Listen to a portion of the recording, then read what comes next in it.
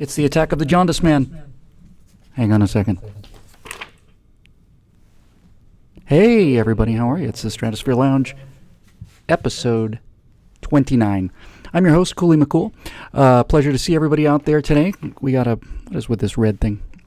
You know, this is a great thing about the show. It doesn't allow you to concentrate on what you're doing there, not for a split second. There's always something going wrong. There's always some kind of weird little color thing. And I'm going to leave it at that for the time being. How is everybody? Back after missing a week. The live button is on. The record button is on. Those are all good signs. And tonight, we're starting a little bit late, which I'll talk about in a minute. But tonight is the extra special, magnificent, super-duper request show consisting of advice columns to Dear Billy. I love doing this kind of stuff. And you know what? I got to tell you, I did this before. I did a couple weeks ago, I did a segment where I had the mic back a little bit further from the camera. It's not so fisheye. A little better presence. I don't know how long I'll be able to keep this up. But we have a bunch of really cool questions. And I'm gonna do all the ones that I took. I didn't take all of them. Took almost all of them. These are going to be faster tonight. We did this on episode, the last one, the epic. Come on, on the epic episode, which ended up, going 2.5 hours, something like that. You know what I'm going to do? I'm going to adjust the magic of the lights in the background. I bet that's why it's going. Give me trouble. Let's try this instead here. Ooh. Yeah, okay. So we got a bunch of really great questions today, and I love this kind of stuff because it's the personal stuff that is what the show's all about. It's what allows me to have fun, and why I like to do it. And it's what makes it interesting. I get a chance, obviously very lucky to be able to do all this political commentary in various and sundry forms and places, and it's nice to be able to talk about the personal stuff. So I think we'll get right on to that. Hello out there to all of you special viewers out in special viewer land, and everyone is special, and we're all precious snowflakes here.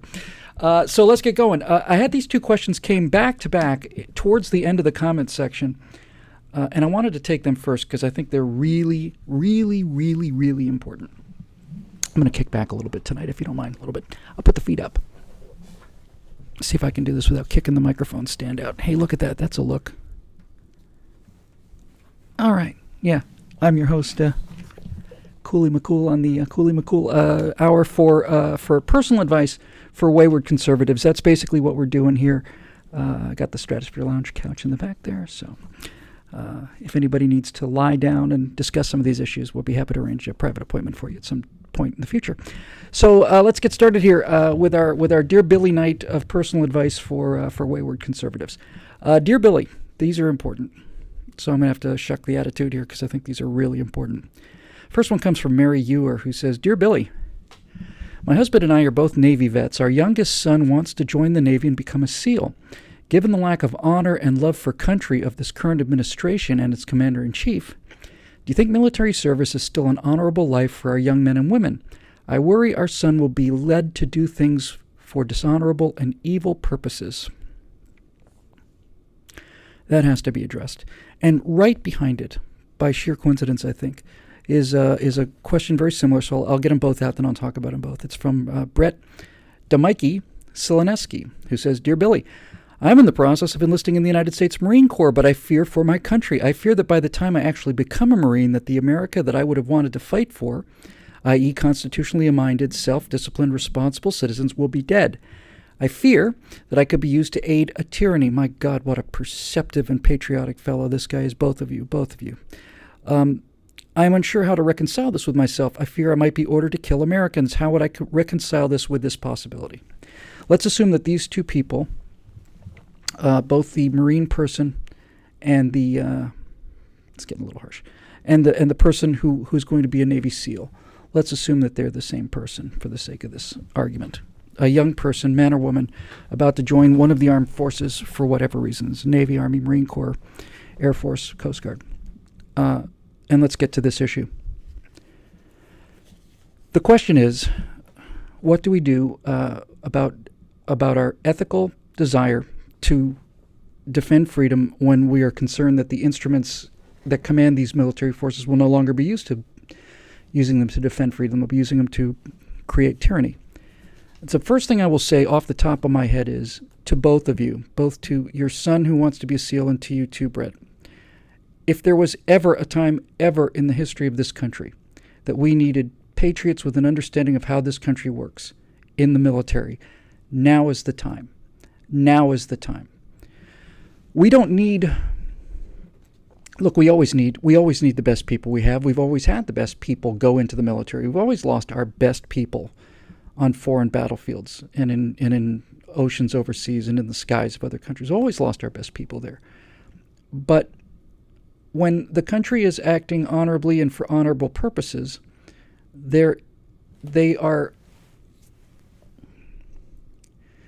line of personal honor and I got to stop this pumping. Their line of personal honor and their line of the country's honor are more or less the same line.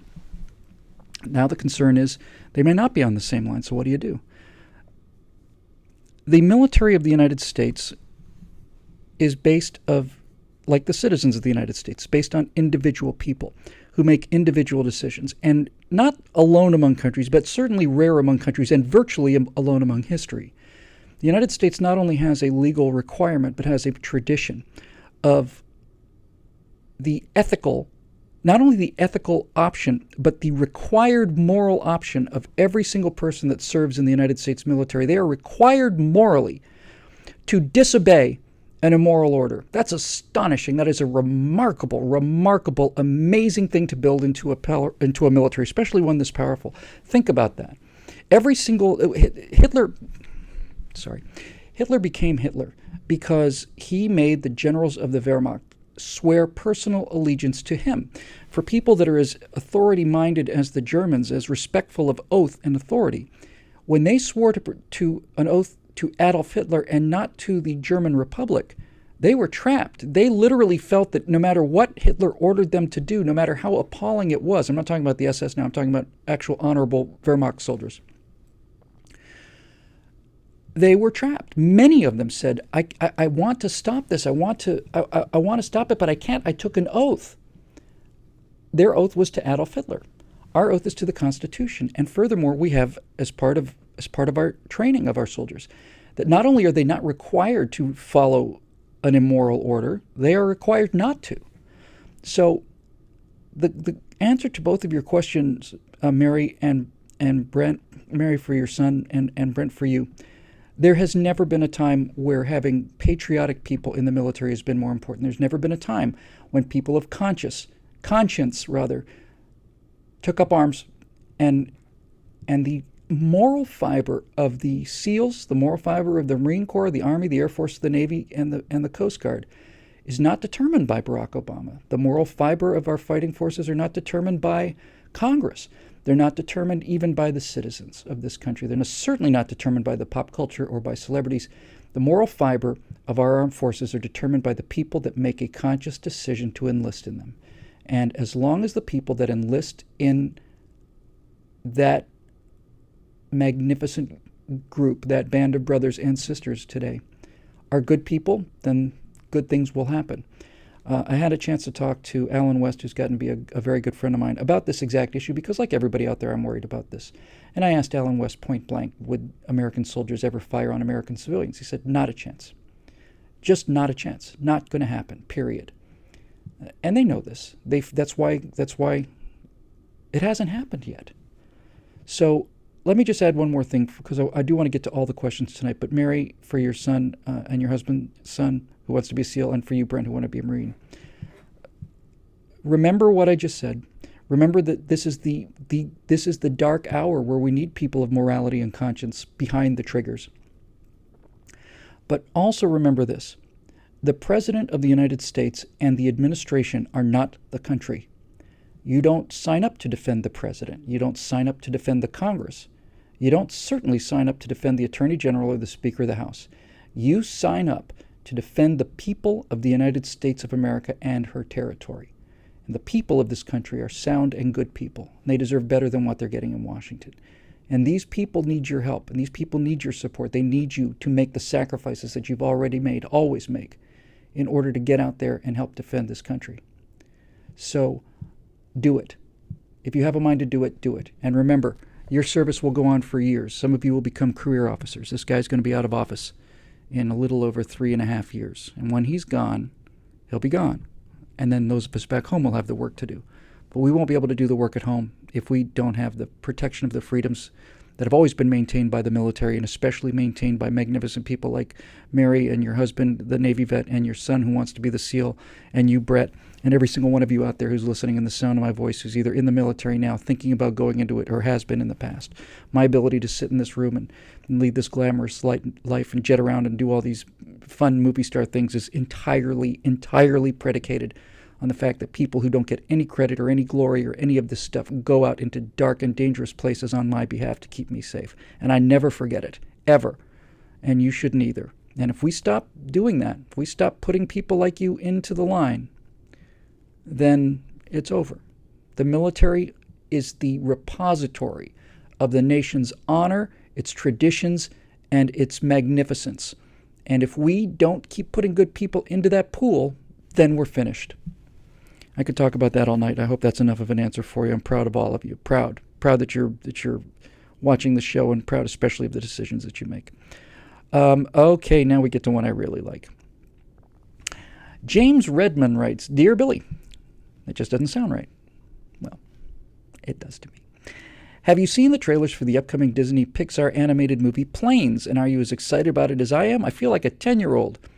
I wanted to take this question because I have seen the trailers of the movie. It looks like it'll be a fun movie. Needless to say, I'm an airplane guy, and all of that is important. But the reason I wanted to take this particular question is because I wanted to take this opportunity, as I sometimes do, to personally embarrass the person who wrote it. James Redman, I knew James Redman a long time before James Redman knew of me or any of you knew of me. James has built an airplane called a Bearcoot. A Bearcoot is a sort of a thoroughbred version of Burt Rutan's Long Easy design. Wasn't derivative of the design, major improvements in a lot of ways. Fully retractable gear for one thing, which frankly gives the airplane a look like a real airplane. The non-retractable main gear, but the retractable nose on the Long Easy and the Very Easy always had a kind of an odd look to me. So the Bearcoot is a remarkably powerful airplane, and I've flown in one of them. I flew in Misha's, James. That won't mean much to any of you, but it's a small community. I was in the back seat of a Bearcoot, and we were doing 200 knots, 220 knots, 1,000 feet above the deck, maybe 700 feet above the deck, out over the Pacific Ocean, pulled into a 3G climb, and I said, this is pretty damn close. So the reason I wanted to take this question is that the movie looks like it'll be fun, cars with airplanes. But I want you guys to know about James Redman, and forgive me if I get this wrong. I think it's bearcoot13.com. His race number is 13. The reason I know James Redman for years before anybody knew about me was because I'd bought a Long Easy project, and I'd wanted a Bearcoot project. I mean, I wanted that airplane real bad. It's a powerful beast of an airplane. And James had a website up. He's had that website up forever. And I watched him build that airplane. He put it online. Here comes the landing gear retraction stuff. And I'm like, man, check it out.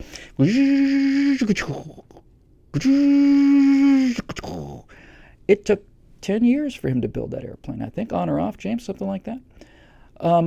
And I was so impressed watching it, and the workmanship and the detail. And when you build an airplane at home, you are really making a commitment well beyond what I was able to handle. I bought one that was damn near finished, and I put 2 days work in it. I realized, no way I have the patience, the skill for this, not in a million years. But James does, and he's created, Bearcoot 13 is, I'm quite sure, the fastest Bearcoot out there, and it is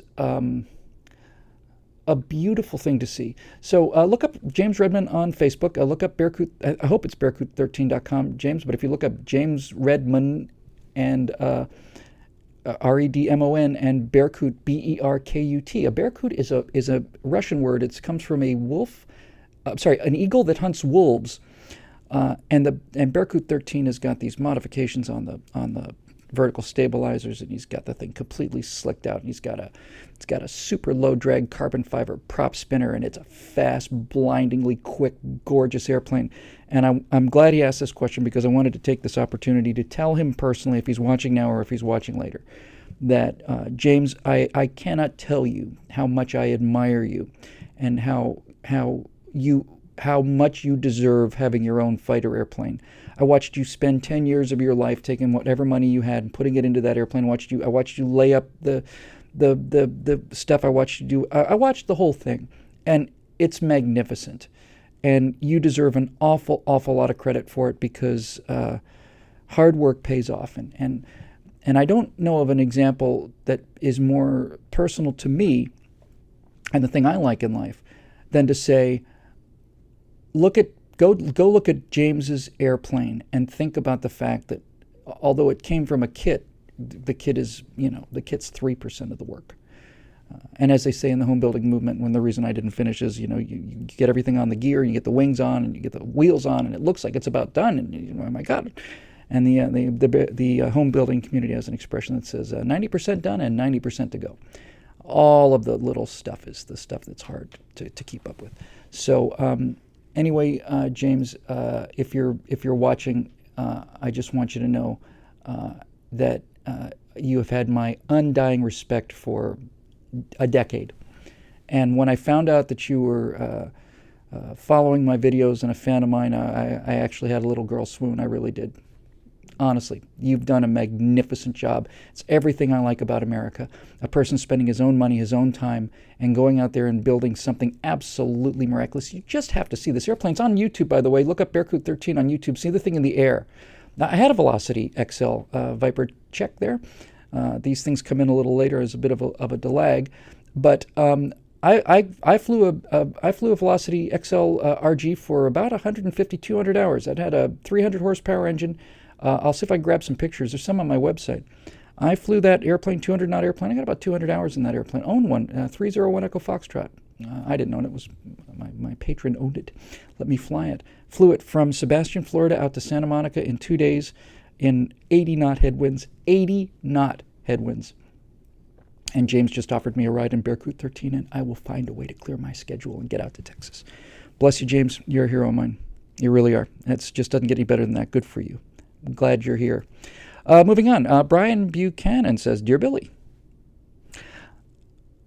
have you ever made a mixtape for somebody you were trying to woo? Does the concept work anymore in the modern age? I think it does. I think mixtapes are awesome.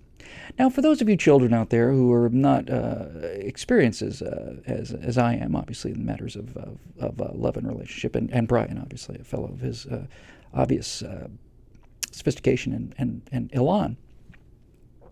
For you youngsters out there watching, let me tell you what a mixtape is, because they don't have tapes anymore, and I'm sure you don't even do a mix anymore. It's kind of like a playlist on an iPod. What we would do back in the olden days is we would get our vinyl out, or sometimes we would create music by thumping on logs with large sticks, or perhaps beating a rock against another rock to create a sound.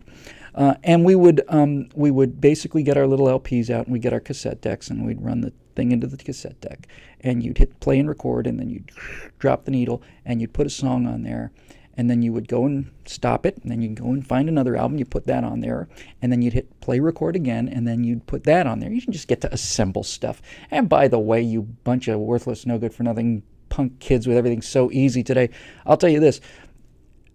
When you had a cassette player, you had a choice. You had the ability to listen to the cassette, where every single cassette didn't scratch like a record did, but you put a cassette in and you hit play, and you would hear the song going, sky rockets in flight, afternoon delight. You listen to Afternoon Delight just like everybody else, and perpetually in the cassette tag, perpetually in the background is this.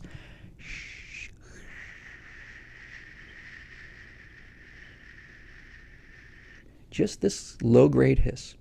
Now, of course, modern technology stepped in because they had something called the Dolby Noise Reduction button. And if you hit the Dolby Noise Reduction button, the hiss went from to this. And the sound went from sky rockets in flight to rockets in flight. It was not good, kids. So basically, back to the point. A mixtape is when you would take songs that you liked and you'd put them together, just the ones you wanted in the right sequence, and you'd put them in your car, and then you'd grab your girl and you'd go for a ride in the country or maybe around the city, or just drive around, and you'd play songs, and the songs are designed to express certain emotions. And it's not just the song, because every song is different, but it's also the order of the song. It was a fine art form, Brian Buchanan, and I'll bet you $1 that you were one of the masters of the mixtapes. What you're really trying to do in a mixtape is you're trying to convey to a girl how you feel. But mixtape's really for a certain age group, and when you're a teenager, especially if you're a sensitive teenager, you can't just come out and say how you feel, because God knows what the consequences would be. They'd probably end up sleeping with you. So now that's out of the question. So what you would have to do is you would have to try and it's kind of, you know what a mixtape is? Mixtape's kind of like the it's kind of like the yawn and the stretch in a movie theater when you're sitting next to a girl on your first date and you're really, really, really, really, really, really nervous. And so, you know, you're sitting next to her and you want to do something, but you don't know what to do, and you don't want to just put your arm around her. I mean, for God's sakes, you put your arm around her, she's likely to just get up and scream, go running out of the movie theater and call the police on you. So what you do is you kind of go,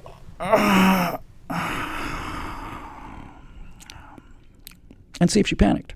And if she didn't panic, then you knew you were probably going to be okay. So what the mixtape does is you're trying to convey to this girl that you like her, and you're trying to tell her what you like. So anyway, I know that's a long explanation, but that's what a mixtape is. It takes me back to my days of my underspent youth. I love mixtapes, and I'll still do it too. Every now and then I'll send people to certain songs. Of course, nowadays I don't send a cassette player, not in my brand new Camaro. Charming. How perfectly quaint. No, we'll listen on the digital iPad, or we'll perhaps listen to Sirius radio being beamed down by geosynchronous satellites or whatever. But seriously, you can still do it. You can send somebody a song, and you can tell them this is how they make you feel. And everybody has songs from their period of when they grew up and when they were kind of really into the whole music scene. And for me, kid of the 80s, I'm kind of an 80s guy. So if I want to send somebody a song, if I'm trying to, what was the expression here? Somebody you were trying to woo, I might send them a link to, or I might send them an MP3 of my favorite romantic song. It's a high energy song. It's Just Like Heaven by The Cure. Show me how you do that trick. It's a fabulous song. It's just musically very, very, very clever. It's like a fugue, the way they're ding a ding a ding a ding a ding a ding a ding ding ding ding ding ding ding ding ding ding. Just keep working that theme in there. And the lyrics are fantastic. They're so magical. They're so I don't know, transcendental. There's a line in Just Like Heaven where he says, strange as angels dancing in the deepest waters. Dancing in the deepest oceans. Strange as angels dancing in the deepest oceans. That's a line. And you might send somebody that. And if you wanted to impress them, you might send them something like 500 miles. Do you know that song? I would walk 500 miles and I would walk 500 more just to be the man who walked 1,000 miles to fall down at your door. Send a girl a song like that, she might get the impression you're a decent fella. And so we'll take the little bit of the mixtape thing and open it up just a little bit to tell those of you young fellows out there, or maybe some of you older fellows who didn't find this out until late in life, as I didn't, believe me. I wasn't always the smooth operator you see before you today. No. Anyone who's been to my Facebook page knows I was I was a Lord God King Bufu geek, uber nerd kind of doofus. That can work to your advantage if you develop a little bit of a personality and a soul, but you need some confidence, kids. And that's really what it comes down to, Brian. So ultimately, when it's all said and done, to answer your question, the effectiveness of your mixtape will be determined by the confidence that you show before, during, and after. I'll go out on a limb here. You're talking about experience that's hard earned, and believe me, let me say something about confidence. Here's the thing about confidence. Confidence works like this. You do something small that's a risk. It's a stretch. It's not a catastrophic risk, but it's a stretch. You do the stretch, and you do the stretch, and people react positively, and then that's evidence. And now you can hang on to that, and then you can do a little bit more of it. You get a little bit more evidence, and this is how you build up your confidence, by evidence, evidence. And so, speaking as somebody who had to learn the hard way about confidence, didn't have a lot of confidence instilled in me, as many people who have, who are well-raised children do have a sort of a natural confidence. I had to learn it. But speaking as somebody who had to learn confidence through little incremental increases in evidence, I'll tell you this: I have never, ever, ever made a move that I regretted. Not once. I've had a couple of hang on now cowboy kind of reactions, and not a lot of those, but I've had some. But let me tell you something, as somebody who's been the friend, who's been the brother who you can call up and talk about your boyfriend problems to, having been that loser, being told, "Oh, easy now, cowboy," is that's the camp you want to be in. That's the ladder you want to be on. The worst thing that can, and I'm not talking, look, if you're an animal, if you just assault somebody, you need to go to jail. If you really assault somebody, you probably need the electric chair.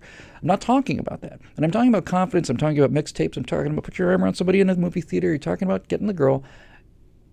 Boldness pays. Respectful boldness. Let's be crystal clear on this point. But boldness pays. Be bold, and mighty forces will come to your aid. Fortune favors the bold. And for many, many years, as a product of all of these John Hughes movies, which kind of glorify the sensitive loser at the expense of the big dumb guy who ends up getting the girl, I'm telling you as a guy who's been the loser and a guy who's also gotten the girl, that getting the girl requires courage. And if you don't have the courage to get the girl, you don't deserve the girl. I've been on both sides of this equation. I'm telling you the truth. Sometimes, no matter how old you are, sometimes comes a time when you got to either put up or shut up. Put up, do it. I'm telling you from personal experience.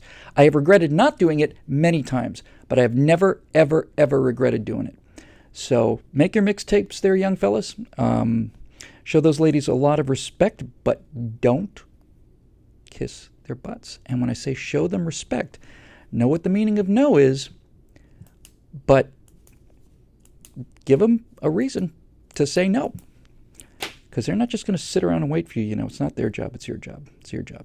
Otherwise, what's the point of being a man in America today? What's the point of being an American man if you don't have the fundamental confidence to ask a beautiful girl out, or a not beautiful girl out, or somebody you care about? Somebody, forget the beautiful thing. It's an offensive thing to say. I apologize.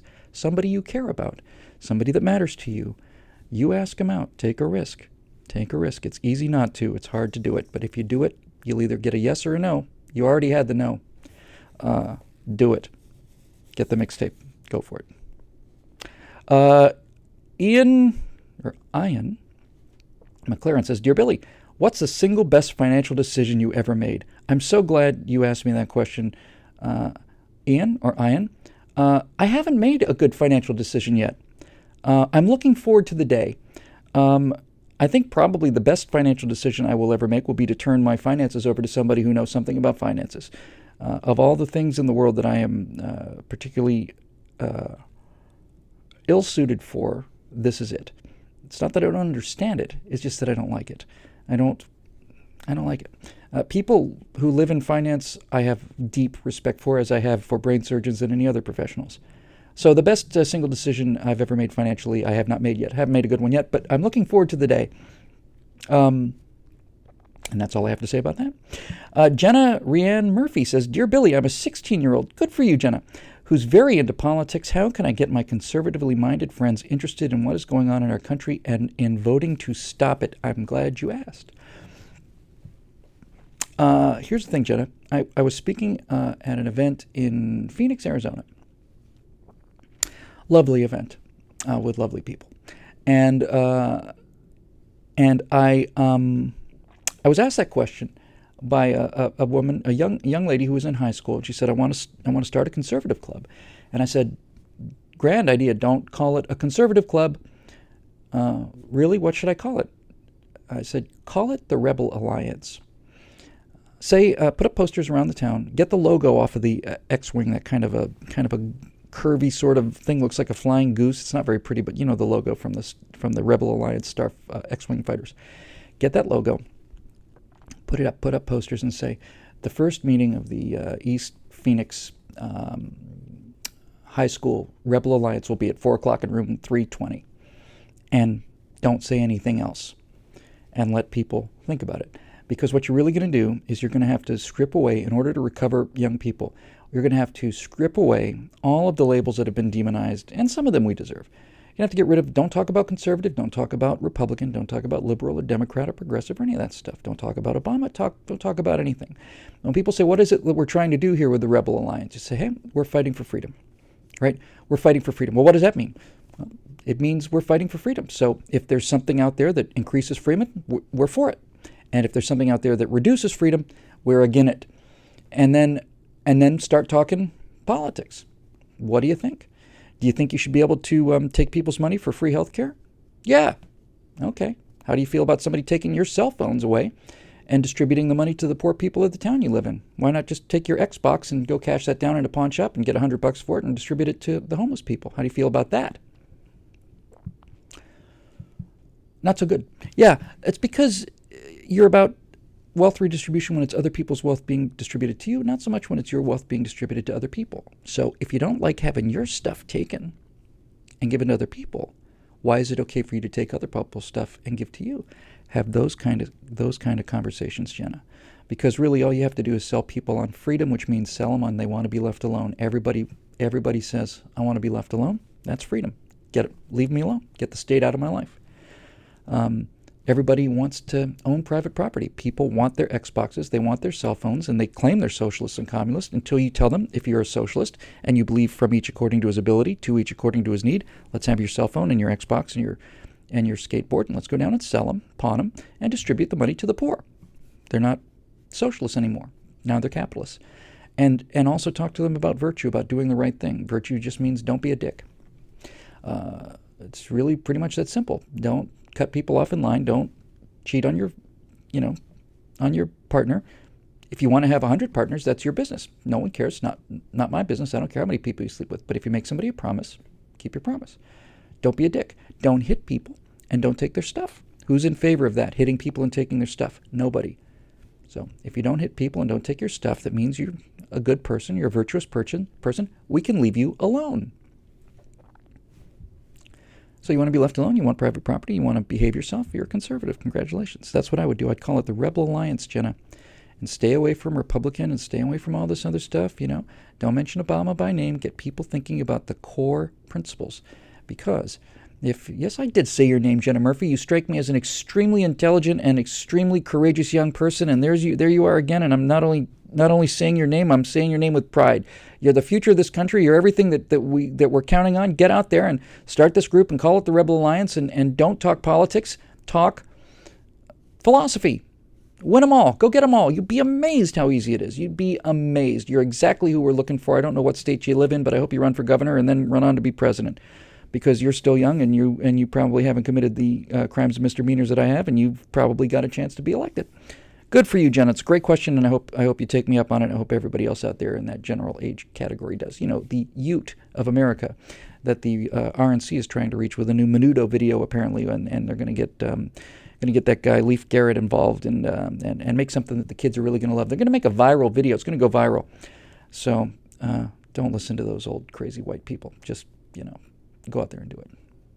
We need a whole new generation of crazy white people in this country. That's what our hope is, I think, right now. So moving on, we have Pat Bigos. Boy, my vision's going fast today. Dear Mr. Whittle, since you are older and wiser, it is inappropriate for me to call you Billy. Pat? That's the first sign of wisdom. How does one go about eliminating the leftist smug sense of superiority without physically harming them? Sincerely, perturbed Pat. Well, Pat, have you tried physically harming them?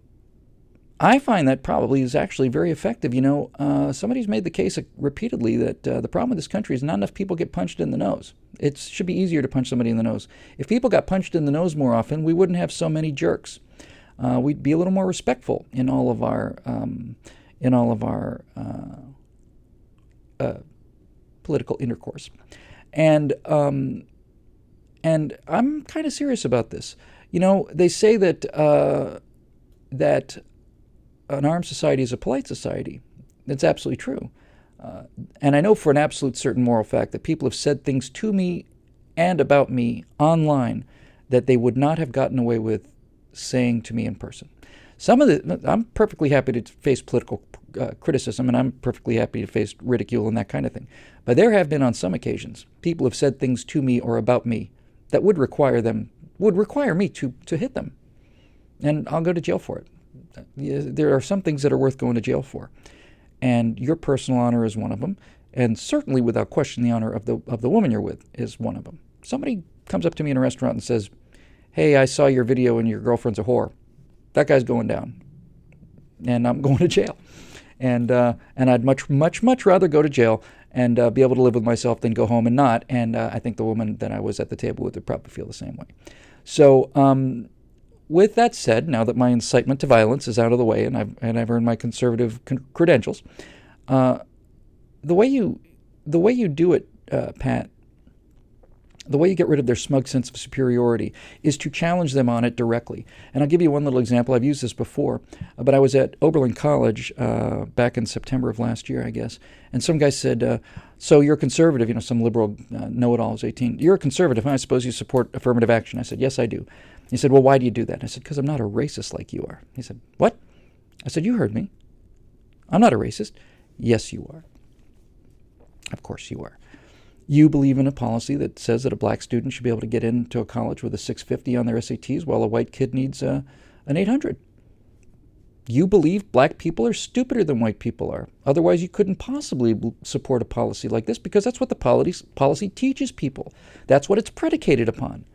I don't believe that for a second. I find that disgusting. I find it a reprehensible, disgusting, vile philosophy, which seems to be what the Democratic Party's built on, because they're the guys that turn those fire hoses on those people. It's the Democrats that wrote the laws for Jim Crow, and it's the Ku Klux Klan was a Democratic invention. And frankly, I'm kind of ashamed to be seen in the same room as you.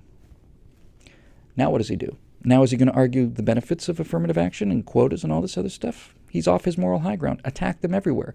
When people say to you, "Oh, so I believe, so I suppose you're a gun nut, huh?" Yeah, I'm a gun nut. Are you going to tell me you need your AR-15 to hunt deer? Don't be ridiculous. It's a terrible weapon for hunting deer. I have a 30-06 if I want to go hunt deer. I have my AR-15 to kill people.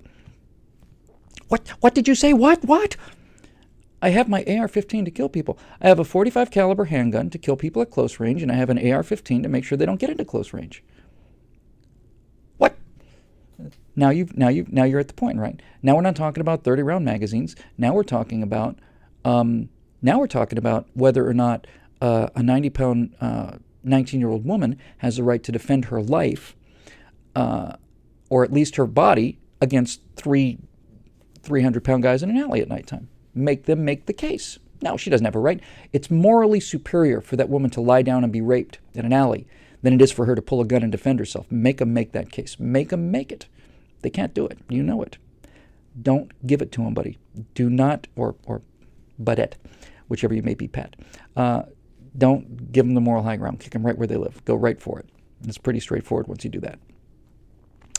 Benjamin Kantak says, "Dear Billy, I think I'm falling for a girl I've known for years, but I'm afraid to ask her out because I don't want to creep her out and lose such a good friend. What can I say or do to test the waters and see if the feeling is reciprocated without coming off like just another guy cruising for chicks? Thanks, and keep doing what you're doing. America's backbone needs more vertebrae like you." What a kind thing to say. Benjamin, this is a very, very, very, very, very good question. It's a difficult question, and I'll answer it with the maximum honesty that you're going to get from me in all of these Stratosphere lounges, and this one especially tonight. Lots of cards on the table this evening. Here's the fact, for what my experience is worth, Benjamin. If you've been this woman's good friend or this girl's good friend for a long time and there's no sparks flying yet, you're probably in some trouble. Let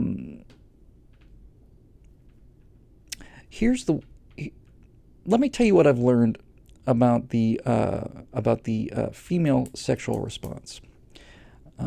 Anybody can look at Mick Jagger and say it's not based on looks, and anybody can look at any number of Australopithecines who are walking down the street with absolute babes on their arm and know that it's got nothing to do with the way a guy looks. Sometimes it's got to do with money. Money is power, and power is security, and security is an important thing in many women's constitution emotionally. And also, money is a sign that the man is serious, that he's successful, that he's not a joke, he's not a loser, and he's not going to be doing loser things. Rich people, generally speaking, with the exception of people who inherit wealth, and those people are fairly easy to pick out. People who have signs of, forget about wealth, just security, are people who are serious people, and they take their partners seriously, and they want to provide for them. And that's attractive. But the one thing that all of these guys have in common, especially if you're dealing with guys with lookers, the one thing that they have in common is they have confidence. And that's what we were talking about a minute ago. Confidence is all of it. It's the whole game. It's everything. Now, when you're a young and sensitive guy and you don't have any confidence, you think that the way to get a woman to like you is to do everything she asks. There's a great, it's a Simpsons thought bubble that comes up in Milhouse's head when he's thinking about Lisa, and he goes, I'll do exactly what she tells me to. That'll make her like me. No. You will never, ever, ever, ever, ever, ever, ever kiss your butt into a romantic relationship. Just not going to happen. Never. Not ever. So if you actually are friends with this person and have been for a while, and you actually enjoy her company and you don't want to lose the friendship, that's actually, believe it or not, good news for you. If you're playing the friend in order to get the relationship, you're sunk. You're pretty much time to get out. Just eject. The plane's on fire. It's going into the ground. You can either ride it into the smoking hole or get out. That's if you don't really like her as a friend, and this whole thing is just a giant kind of an ongoing sort of a play. You're taking a number, standing in line. When this boyfriend or the next boyfriend gets burned out, there you'll be. That doesn't happen. That never happens. However, if it turns out that you really do love this girl, and you really like her, and you like being around her, and you like her company, that means she likes your company. That's a big start. Now, a lot of girls like to have guys around while they have other boyfriends because it provides them with a sense of security and a false sense of confidence, and it gives them an option so they don't have to be alone that night. And some of this is kind of mean-spirited, to be honest with you. There's a lot of manipulation involved in that kind of thing on both sides. Guys trying to manipulate her into finally, waking up and having a romantic interest in him, and she's manipulating this guy to keep him around so that, when boyfriend's acting like a jerk, she's got somebody to talk to. So as you come out of kind of this larval stage of being a good guy, and you realize that, hey, I've done the flowers thing, and I've done her homework for her, and I've done all these other things, and she's still going out with this jerk, then you kind of get into phase 2. And phase 2 is also a terribly bad death trap, but you got to go through it. Phase 2 basically says that, hey, I spent my teenage years or my junior high and high school years chasing after these girls and doing everything and like I said, doing their homework and buying them flowers, and they just treated me as a friend. They put me in the friend zone, and all they did was go out with jerks. So phase 2 says, I'm not an idiot. The answer is to be a jerk. That won't work either. And the reason that won't work is because if you're asking these questions, you're not a jerk. It means you're probably a decent guy. And you can act like a jerk, but you will not be the bad boy, because the bad boy's key, the key to the whole bad boy attraction for women is that the guy genuinely doesn't give a damn. You can't act like you don't give a damn, and you can't act like, I'm going to be tough, or I'm going to do this, or I'm going to not call her, or I'm going to not return her text. I'm going to be the bad guy. No. If you're worried about the girl, you're automatically not the bad guy. The actual bad boy that most women are attracted to in that time of their life, they are attracted to him because they absolutely understand from the get-go that this guy doesn't give a damn about them, and they're trying to get him, and they know they can't. You can't fake the bad boy. All you can do is spend the next 10 years of your life acting like a jerk, which is what you have to do, which is what I did, which is what we all did in order to get to phase 3. Phase 3 is basically this. Phase 1 is you're a nerd and you try and do everything for a girl and kiss her butt and hope that she's going to suddenly fall in love with you and rip her clothes off. That's never going to happen. Phase 2 is you try to emulate the kind of guys that girl went for in the first place. But what she really went for, see, is not the jerk quality. What she went for was the confidence. She was attracted by the fact that he didn't kiss her butt, that he wasn't constantly after her. That's why I said if you really want to get a girl, especially a pretty girl, get a cat. Because you can't chase a cat, and you can't hold a cat that doesn't want to be held. You got to be attractive to a cat. You got to sit there, wait for the cat to come to you. And so as you begin to get into phase 3, and phase 3 means you start to be an adult grown man, then what happens is this. You realize that you simply cannot maneuver or manipulate or talk anyone into anything. The only thing you can ever do is you can be yourself, you can be confident with yourself, you can be happy with yourself, and convey to yourself, that you are worthwhile and that this woman would be very lucky to develop a romantic relationship with you. If you comport yourself in such a way, you will radiate that kind of confidence. And then when you have that kind of confidence, after you've gone through all these dead ends, you will be able to actually turn to somebody that you care about, and you'll be able to actually honestly, straightforwardly tell them how you feel about them, and it won't be out of desperation and it won't be out of manipulation. It'll just be the truth. And I don't think that there is anything in the world that can beat that hand. Honestly, Benjamin, be a good man, be a confident man, and don't beat around the bush. Don't, hey, I was kind of, greatest line ever. The greatest line ever. I used to laugh at this joke. It used to make me cry because I was this guy. The greatest line ever about this phenomenon is a guy like you or me goes up to the girl that they've been worshiping and have been friends with, and they say, Susie, do you think you could ever go out with a guy like me? And she goes, yeah, as long as he wasn't too much like you. That's all you need to know. Confidence, man. Confidence. Just man up and say it. Just man up and say it. And say, listen. Oh, cut myself off. Just tell her. Say, listen, I've gotten to know you very, very well. And I really, really admire you. And tell her the truth about what you admire about her. And for God's sakes, don't blow sunshine at her. Don't invent stuff. She'll know. Then she'll know that you're just manipulating her. Tell her the truth about what you like about her. If there's something about her you don't like, leave that part out for the time being. And then just say, hey, listen, I have really strong feelings towards you. And the longer I've known you, the more strong these feelings have become. And these are starting to become physical feelings. And I feel them pretty powerfully. And I want to act on them. And I think I'm gonna. And if you don't like it, you can say, stop, and I'll stop. But I'm gonna do it. And then kiss the girl. See what happens. And if she goes running off into the night, don't apologize, because there's nothing to apologize for. Just say, well, that was something that I had to try. So we'll go back to being friends. Don't ask for permission, man. You cannot ask for permission. You gotta just don't spring it out of the blue. Say what you're gonna do and then do it. And if she says, I really am very uncomfortable here, then say, well, now I have an answer to a question that's bothered me for a long time. Now that I know the answer to that question, we can go back to where we were. Don't apologize for making the move. Don't apologize. You got nothing to apologize for. That's what I would do if I were you. Good luck. Best of luck from a guy who's rooting for you hard. Patty Fleischel, yes, wants to know, Dear Billy, graduation season is coming to a close, and I've yet to hear a truly inspirational speaker give our young people, especially our young conservatives, advice for their futures. My daughter will graduate from college next year, so I'm wondering if you could give me some advice to pass on to her next May. I'm sure you can make it sound really, really smart, but I promise I'll give you some of the credit. Thanks for all you do. Sincerely, me. P.S. I see some others have posted similar topics for discussion tonight. I'll keep this brief because I do want to move on. I've said this before somewhere in here, but it's actually very, very simple.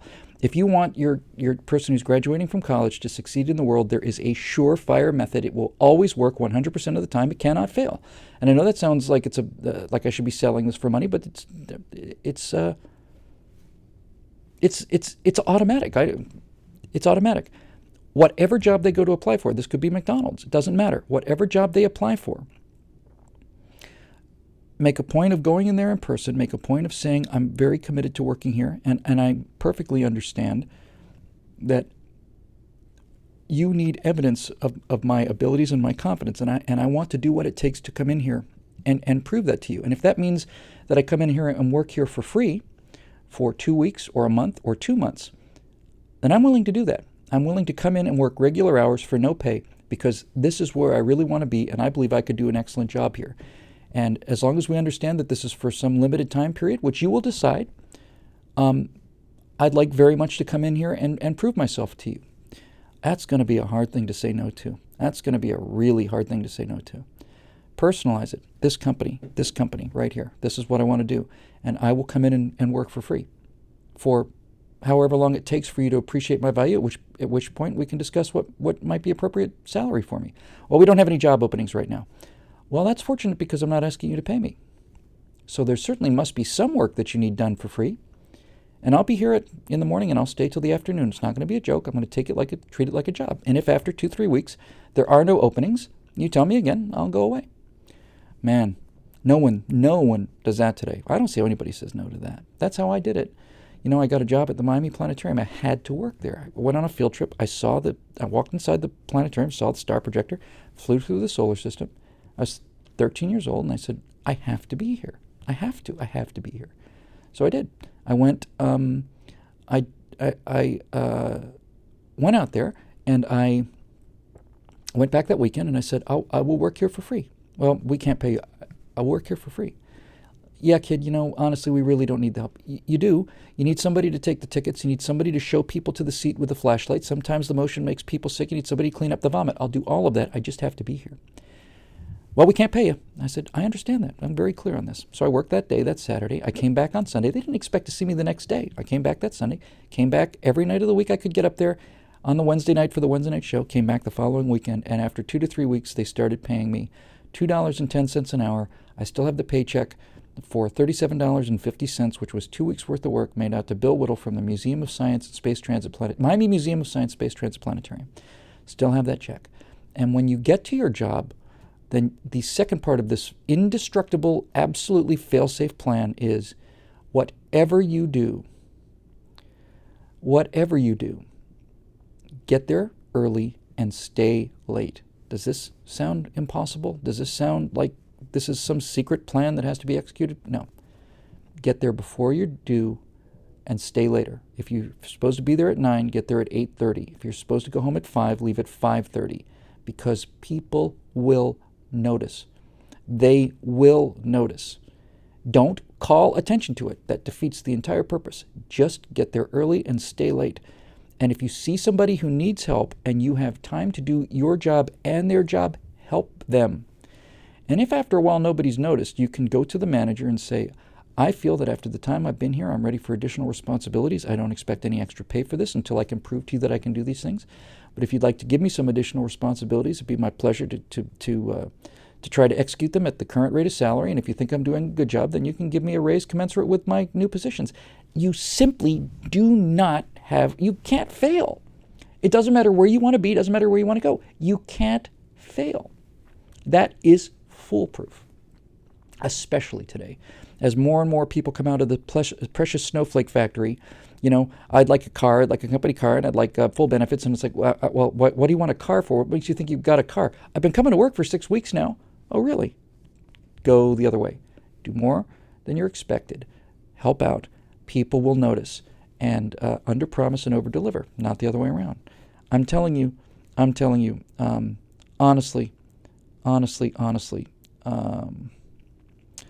that I really think is it, Patty. So moving on. Joe Palladino says, Dear Billy, I've been a fan for a while now. Thank you, Joe. And one of your most impressive attributes is that glorious head of hair. I'm only 25, but I look like offspring of Bruce Willis and Michael Chilkis. My fiancé doesn't seem to mind, but I can't help feel self-conscious sometimes. Any words of encouragement, maybe put a hat on during TSL, stop rubbing it in. Joe, Bruce Willis and Michael Chilkis are not having any problems getting dates. Are they? They're not having any problems getting dates. That's the first thing I'll tell you. And the reason that Bruce Willis, remember that, I think it was a Bruce Willis commercial. I think it was a beer commercial. And Bruce Willis was at a bar, and he was sitting there. It was a fantastic ad. Lit everybody up. Lit me up. He's sitting at a bar, and there are two stone-cold knockouts at the bar. And he pulls up next to him, and it's something like, he says, 2 drinks for the ladies, and he says, I'm looking for a friend, somebody with confidence, something like that. And Bruce Willis is basically saying to you, yes, you, Mr. Beer Consumer, whatever the product was, come sit at this table, and let's knock these chicks out. Let's just own them. And who says no to Bruce Willis, man? Bruce Willis doesn't have a hair on his head, and he's not having any problems getting dates. So we'll start there, because that's the most important thing, right? That's the most important thing. And the other thing is simply this. This is a little bit of help here. This is all 100% my hair, you know. But there's stuff called Rogaine, and when you start to get into your early 40s, you start losing about half of your hair volume. Things like Rogaine are actually really effective, and there's a drug that is prescribed called finasteride, I think is the generic name, but that's got some side effects in there. It's getting hard to prescribe that now. And look, these hair transplants are fantastic. They're fantastic. They used to take hair plugs, and that's what give you the kind of the doll hairline, you know, the Joe Biden look. But now they take individual follicles of your own hair, and they take like a little section off the back, I guess, and they kind of they just do all kinds of stuff like that, and it's extremely effective. I just get a text. Sometimes I get text that just completely throws me off my rocker. These things are effective. Now, the problem with the hair transplant thing is going to come down to area and donor area. As it turns out, male pattern baldness is a genetic trait, and it's common to most men. Virtually all men lose their hair, some of their hair over time, and some people's hairlines recedes and others don't. And that's a genetic trait. But what's also part of a genetic trait is the fact that the hair on the side and the back of a man's head never stops growing ever. It grows till he dies. And so what they do with the hair transplants is they take sections of that scalp, and then they individually pull individual follicles out and then transplant it. It's your hair follicles, and they grow, and it's your hair. The problem is going to be how much area do you have to cover, and how dense is your donor area. If you've got a dense donor area, you can cover a lot of scalp. So look into that option, man. You know, I mean, we live in an age of plastic surgery that is there for a reason. If you have the means to make yourself look better and feel better, why wouldn't you do it? But the thing of it is, ultimately, when you really get right down to it, the real answer to your question is, honestly, Joe, if you feel like you're losing your hair, shave your head and own it. Own it. Don't forget, Bruce Willis is not having any problems getting dates, pal. Bruce Willis is not having any problems, and neither are any of these other guys. And Michael Jordan's probably not having any problems getting dates, or any of these other guys. And so what you're really talking about is what you said in your question. It's affecting your confidence. Don't let it affect your confidence. Make a decision not to let it affect your confidence. And by the way, for what it's worth, you say you're 25 here? You're probably, I would say, at the top end, 10 years away, top end, from just having the gene fixed. I mean, we're really that close to understanding these things. It won't even be a transplant issue anymore. There's a potential to clone the follicles so that you can basically transplant 10,000 follicles if you want to. You give yourself, you look like Sasquatch. But we're probably within 10 years of just being able to take a pill or some kind of genetic therapy that's just going to stop it. It's just going to go away. And it's just not going to happen. But don't let that own you, man. Don't let it own you. Do not let it own you. There's nothing that we can do about these things. There are guys out there who are 5'2" and they're getting smoking hot girls because they don't act like they're 5'2". They act like they're 6'2". And if you act like you're 6'2", let me put it to you this way, buddy. A guy who's 5'2" and acts like he's 6'2" is going to get a lot more action than a guy who's 6'2" and acts like he's 5'2". Every single time, all the time, forever.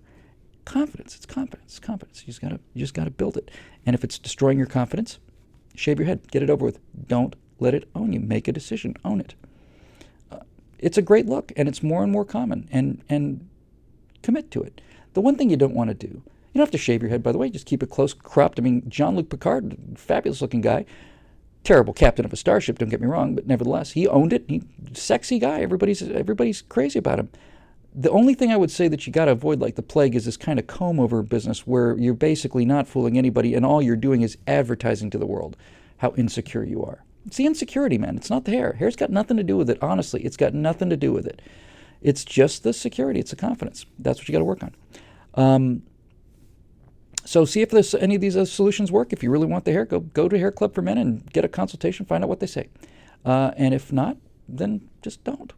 But don't let it knock your confidence down because it's not about the hair, buddy. It's about the attitude. I got a question about the new Star Trek thing, but I'm going to save that. Raphael, sorry about that. I'm going to save that. We're going to do a sci-fi episode. So you did ask, however, in that picture of you with the batting helmet in Little League, did you get a hit? Hang on a second. I've just lost my headsets. Now I can hear myself again. I suspect you're probably referring... excuse me.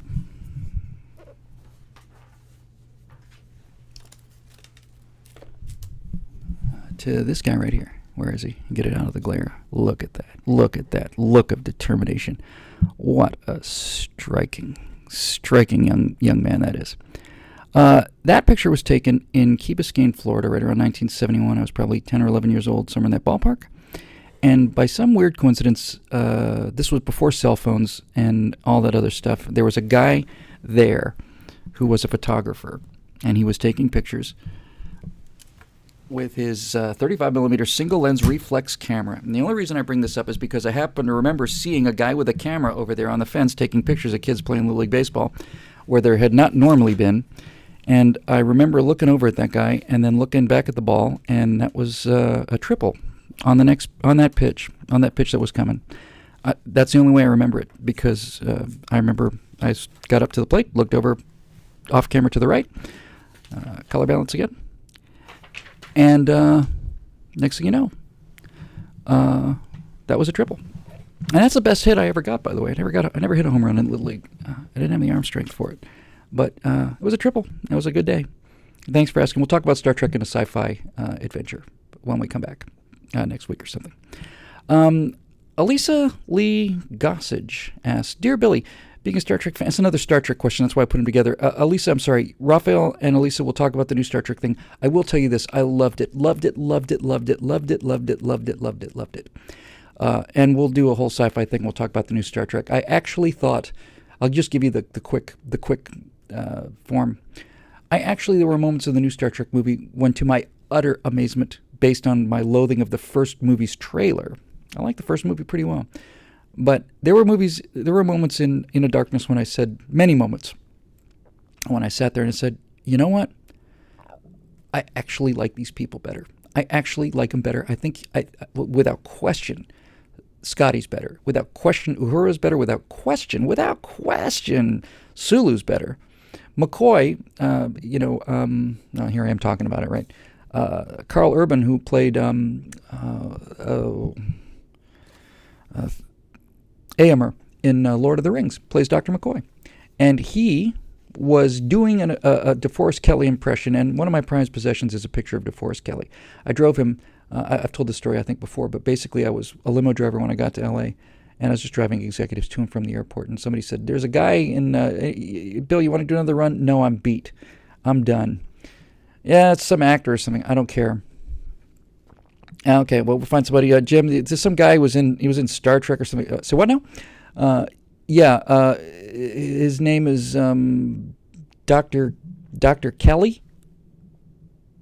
DeForest Kelly? Yeah, DeForest Kelly. I'll be right back. And I picked him up and I drove him to his house, which is very close to where I live now. You can throw a rock over the freeway to where DeForest Kelly lived up here in Sherman Oaks. And he was there wearing a cravat, and he was such a gentleman. And I didn't give him the normal fan thing, like, tell me about your favorite episode or anything, none of that stuff. But I did say to him, I said, "Mr. Kelly, I'm just curious, are you fully aware of the fact that you are in the American mythology, that as long as there's America, as long as the English language is spoken, there will be, he's dead Jim, and I'm a doctor, damn it, not a bricklayer? Do you realize that it's not just a movie role, and it's not just like, Buddy Ebsen on Beverly Hillbillies, that you have attained, you're a mythological creature now?" He said, "Yes. Yes. I do realize that." He said, "I thought it was just another audition. I like doing Westerns. I never thought I'd do this thing. I didn't think it was going to work. I just went down for the job. I took it. And I was surprised we went 2 seasons, let alone 3. And then the next thing you know, this is my entire career." And he was nice as could be. And then when I dropped him off at the house, he gave me like a little tip, not a little tip, a nice tip. And then he said, "Hang on a second, I'll be right back." And I'm sitting out there in the car, and I waited about 5-6 minutes, and he came out, and it's on my wall. It's a picture of him in the red tunic from the movie, from the Star Trek movies, probably from Wrath of Khan. Picture of Dr. McCoy in that red tunic, and he had a gold marker, and he wrote, "Dear Bill, hang in there, DeForest Kelly." And you know what? I hung in there. That was 1989. That was easily 11 years or 12 years of loneliness and struggle before I ever started writing Eject. I just hung in there. You just hung in there. You just got up every day and just kept going back out there to face all this misery and failure. And you just got nowhere. You just can't go back. You're not going back. So I'll go forward. Just got up and kept doing it. That's the secret to success, ladies and gentlemen. You just get up and keep doing it. We're going to talk about that later, because we've done 3. This will be our 3rd time where we do a featured word. We're going to do a featured word later on tonight. We're going to keep moving. Cynthia Wilson wants to know, "Dear Billy, who is the lovely actress you are dating, and will you ever tell us?" I will tell you someday. It's definitely on again, off again, and the reason the show's late tonight, to be perfectly honest with you, I know this has seemed like an odd coincidence, but we're an hour late tonight because I was just over on a film set, and we had lunch. Lunch is at 5:30 on a movie that runs from 11 o'clock in the morning till midnight. Lunch breaks right around 5:30, and I was just over in her trailer, and I had lunch with her. I hadn't seen her in quite a while, in several weeks, and it's a surreal experience. It was surreal to realize it's funny, I didn't see these questions till I got back. It's not like I wrote these questions, but everything just seems to be coming back this way. That's why I like doing these personal shows. It's like this advice column show. But I was sitting in this trailer with this, fairly famous person. Stunning. And there's a moment where you just go, how did I get here? It's just nuts. I'm just some guy. I was a limo driver, for God's sake. She was one of the most 50 most people magazine, 50 most beautiful people on planet Earth. And I'm, how the hell did I get here? I was the biggest dork in the universe. I was just a gigantic walking ball of insecurity, loneliness, and failure. Now I'm sitting here in this dressing room with, and I'm not going to tell you the name. Look, she's a handful, and it's not like a serious relationship in the sense that most people understand it. But I'm very, very fond of her, and we have a lot of fun when we go out, and the business does some terrible things to people, and she's just terrific. And I'll tell you someday. but not today. So anyway, moving on. Michael Kraft wants to know, Dear Billy, what advice would you offer a soon-to-be graduated young man leaving the nest for the first time? When I do tell you, by the way, we're going to go, oh, man, dude, Whittle, we're going to look up some of these images on Google Images, and you're just going to go like, holy cow, this guy's got some game. What advice... What advice would you offer a soon-to-be graduate? The term for this from The Simpsons is wallowing in your own crapulence. Dear Billy, what advice would you offer a soon-to-be graduated young man leaving the nest for the first time to make certain he doesn't have to go back? I've already overstayed quite a bit, 23 years old and living with mom and dad, not good. And I want to make sure I don't need to come back, and preferably not have to hit them up for money in a month. Any tips? Michael, I don't mean to be a jerk about this because, buddy, I've been there and done it too. The first tip is get a job. When having a job is more important, when having a, let me put it to you this way, buddy. When having a bad job that you hate is less intolerable to you than living in your parents' house, then you'll be living in your own place doing a job you hate. And I'd love to tell you that life consists of only doing the jobs that you want to do. Speaking as a guy who's sitting in a chair in the Stratosphere Lounge talking on the internet, talking about dating movie stars and adored by millions, which is obviously an understatement. I'm here to tell you, I didn't just walk into this chair. I didn't just get out of college and say, man, I'm going to be an internet celebrity. I got out of college and said, I'm going to be a writer. And I failed at being a writer for 22 years? You're 23 years old? I without question, there's no question about this. This statement's not up for discussion. I was a failure as a writer longer than you've been alive.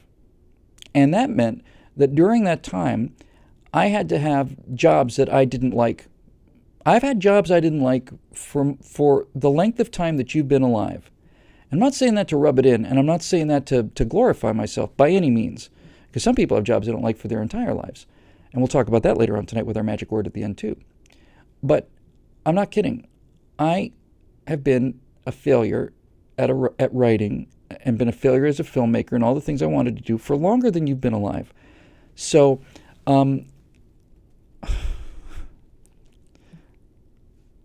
sorry, I just got a text that pretty much, yeah.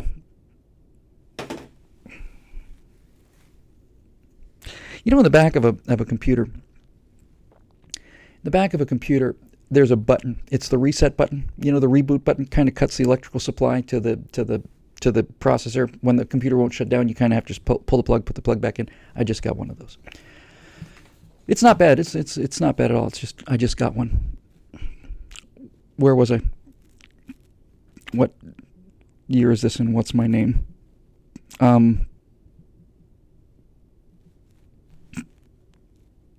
Michael Kraft, I'm sorry. It really took me that long to get the RAM is just coming back up now. But I'm sorry, buddy. The drive's spinning up to speed, and I'm just rebooting the RAM. It's going to take me a minute. I'm not kidding about it. I had for 23 years I was a failure at what I wanted to do, and for 23 years I did jobs I didn't like. And on my resume, it's actually kind of funny because I have a fairly eclectic background. But if you really wanted to list them all, and I'm going to miss some, but let me tell you my job history so you know, as a guy who's had to do some jobs he didn't like. First job out of the gate, I loved. I was an usher at the Miami Planetarium. Then I became a console operator at the Miami Planetarium. And then I became production coordinator, did some writing there, and so on. But I've also been a security guard. I have been a waiter. I was the worst waiter who ever lived. I have been a limo driver. I've been an editor. I've worked in a carbon-14 lab. I've been a lab assistant. I've been an astronomy lab assistant in an observatory. I've worked in an insurance company as a temp. I worked at a rental car agency. My first job in Los Angeles was working for Enterprise Rent-A-Car. I took people to and from their cars and back and forth to the office, and that's I think probably just the beginning of it. There's a lot that I've done. And I didn't enjoy all of it. Some of it I did, some of it I didn't. So if you really want to get out of the place, get a job that you may not like, and it won't last. And another thing I might recommend for you, if you haven't had the experience yet, is roommates. Because if you really want to teach people about the evils of socialism, roommate's the way to go. If you have a roommate or two, you're going to realize that there are people who buy the milk, and then there are people who drink the milk, and the people who buy the milk and drink the milk are not the same people. And that's when you will begin to understand some of the sacrifices. I didn't mean to. If any of this sounded flip, Michael, it certainly wasn't meant to be. It's a hard economy out there. It's a real hard economy, and I think just go out and do it. You'll feel better, and you'll feel a lot more confident. You'll be a lot more secure, and frankly, buddy, you'll have a place to bring some girls home to. I mean, this is the theme of the evening, right? Go out there, do a job you don't like for a while, aim your sights higher, have your own pad. Then you have your own pad. You can have people come over to your pad. It's pretty cool. And now I have a very nice pad, and I've worked very hard for a very long time to have this nice pad. Like I said, I've been working and failing longer than you've been alive. So there's hope. Lots of hope. T.M. Smith writes, Dear Billy, how easy was it to get a pilot's license, rotor or fixed wing, and would you ever get an Iron Man suit if they ever came out? I'll answer the last question first. I'd be in that Iron Man suit so fast as you can't even imagine. That looks like a lot of fun way to fly. And we've got, checking in my little column over there, we got Viper Check, who's an actual real pilot flying actual real F-16s, which is what I wanted to do. So let me tell you about my flying background real quick. How easy is it to get a pilot's license? It's not easy at all. If it were easy, it wouldn't be worth anything. It's hard. The actual flying is not hard, and if you have an interest in flying, you'll find that the lessons, on the contrary, not only hard, they are magical. Flying lessons are magical. You know, there's a reason why we log our time in the air, right? Why I can tell you to the 10th of an hour how many hours I have been in command of an airplane. Tell you to the 10th of an hour. I haven't totaled them up lately. It's about 1,000 hours. But we count every 10th of an hour that we're in an airplane because every single minute we are in the sky is magic for us, and we want a record of all of it, and we want to know where we were and what we did. And I can pull out my logbook from 1991 when I first soloed in gliders, and I can tell you by looking at that log, I can remember every single flight that I've ever been on in my life ever. So the actual getting your license is not hard. The flying part is magical. It's the most exciting, fun thing you will ever do. Cannot recommend it highly enough. The reason getting your pilot's license is hard is because it's expensive. And speaking as a guy who was making, $8 an hour as a limo driver, flying lessons at, $110 an hour is a big deal. I actually got started in helicopters because when I lost the chance to fly jets for the Air Force, I got about an hour or so in a Cessna, and I just didn't like it. Didn't feel like flying to me. It had a steering wheel and a door and propeller out in front. So it's not flying.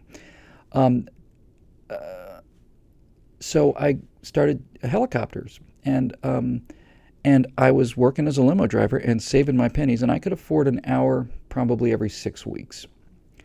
Helicopters are very difficult to fly until suddenly they're not. They're impossible to fly, and suddenly they're not. It's like riding a bicycle. It's the same thing. It's muscle memory. I'll give you a quick little story about my helicopter time because I got started in helicopters. Very first flying I did was in helicopters. And I had a great flight instructor who was a Vietnam-era pilot.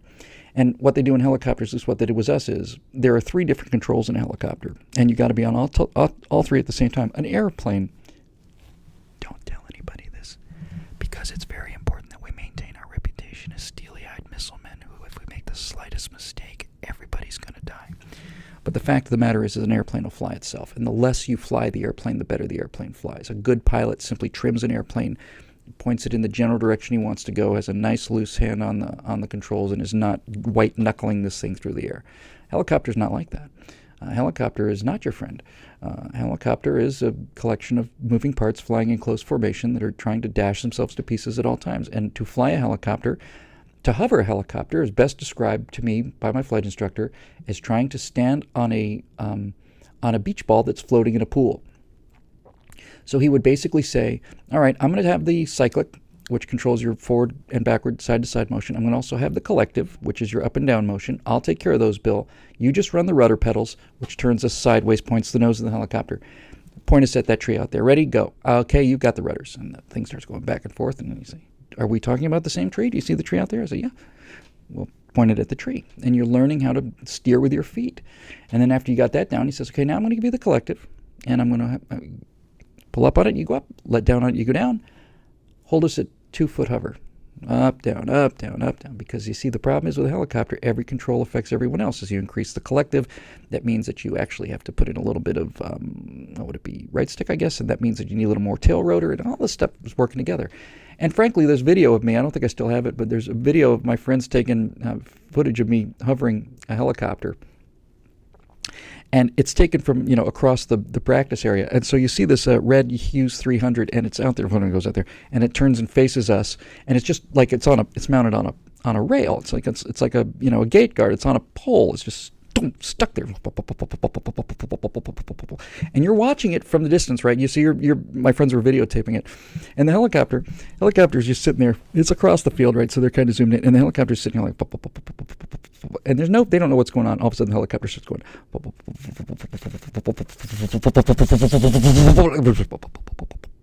and you watch this cycle go through about 5 or 6 times, and you go, that's when he gave the stick to Bill. And that's when he took the stick back from Bill so the Bill didn't crash. And you can't do it. It's physically impossible. No one can hover a helicopter. You just can't do it. And after about 7 hours of not being able to do it, suddenly you can do it. And I haven't hovered a helicopter in 15, 20 years, but I guarantee you I could walk back into something really squirrely like an R-22 and just hold it. It's a muscle memory. It's like riding a bike. Once you learn how to do it, you learn how to do it. But back to the flying lessons. The main problem with flying lessons is they're expensive. And the other problem with flying lessons is if you don't have the money to do it all at once, and you have to do what I do, which is get an hour a week. If you're lucky, I was doing an hour a month. The problem is if you do an hour a month or an hour every week or two, you spend most of your lesson relearning what you learned last time. If you really want to do this right, if you really want to do it cheaply, you need to save up $5,000, and you need to basically fly for 5 hours a day, 6 hours a day for a week. And then it's just amazing. So the actual air work is fun. It's just fun. It's exhilarating fun. It's spectacular fun. First time you land an airplane is magical. And any one of you out there who's a pilot, and I know we have a couple out here now. We got James Redman out there. I know we got Viper Check out there. We got a bunch of other guys out there. Max may be watching later. Every single pilot will tell you the same exact story. When you first solo an airplane and you come back and you land that airplane and you taxi it and you shut that engine down, you feel like the Lord of creation. There is no better sensation on the face of the earth than when you first solo an airplane. The license is a formality. The license is important, but it's a formality. You do more and more, your instructor does less and less, and as you start flying, you realize the guy in the back or beside you hasn't said anything for 3 days now. And he's watching you and he's checking you and so on, and you're thinking, man, what am I going to do? What am I going to do? And you're always, when you're learning as a student, you're always waiting for the instructor to take over. You're never fully committed to it because you know you got an expert next to you. So anytime you start getting into trouble, instead of getting yourself out of trouble, you kind of say, well, what do I do? And a good instructor will tell you what to do, and then he'll stop telling you what to do. And I had an instrument failure on my instrument check ride, the flight before the instrument check ride. I lost my artificial horizon, which is the attitude indicator. It's the most important instrument there is. I was in actual instrument conditions, and I lost my primary instrument. And it was the ride before the check ride, and I had my instrument flight instructor next to me, and I'm starting a right turn, and I see my attitude indicator is indicating a left turn, which isn't good when you can't see out the windows, when you can't see the wingtips because of the clouds. And you start a turn to the right, and your primary instrument says you're turning to the left. You're thinking John F. Kennedy Jr. sounds very, very familiar to me now. And then I looked and I saw my compass was indicating a turn to the right. The turn and bank indicator was indicating a turn to the right. I was commanding a turn to the right, but my primary flight instrument was saying a turn to the left. And I turned to this guy, Craig, who's a great flight instructor, and I said, Craig, I got a problem here. He said, what's your problem? I said, well, I got two instruments that say I'm turning right, and I got one that say it's turning left. What should I do? And you know what he said to me? He just looked at me and he said to me, kick its ass. And that's all I needed. It wasn't like I had to think about it, didn't have to do anything. He just said, kick its ass. I was like, well, duh, of course I'll kick its ass. Of course I will. I'll kick its ass. So I've got one instrument saying left turn. I've got two instruments saying right turn. The two instruments win. They outvote the bad instrument. So I'm in a right turn. So I get on the radio and I call SoCal and I say, SoCal approach, whatever it was, Archer, November, Archer 327 Tango Alpha. We've lost our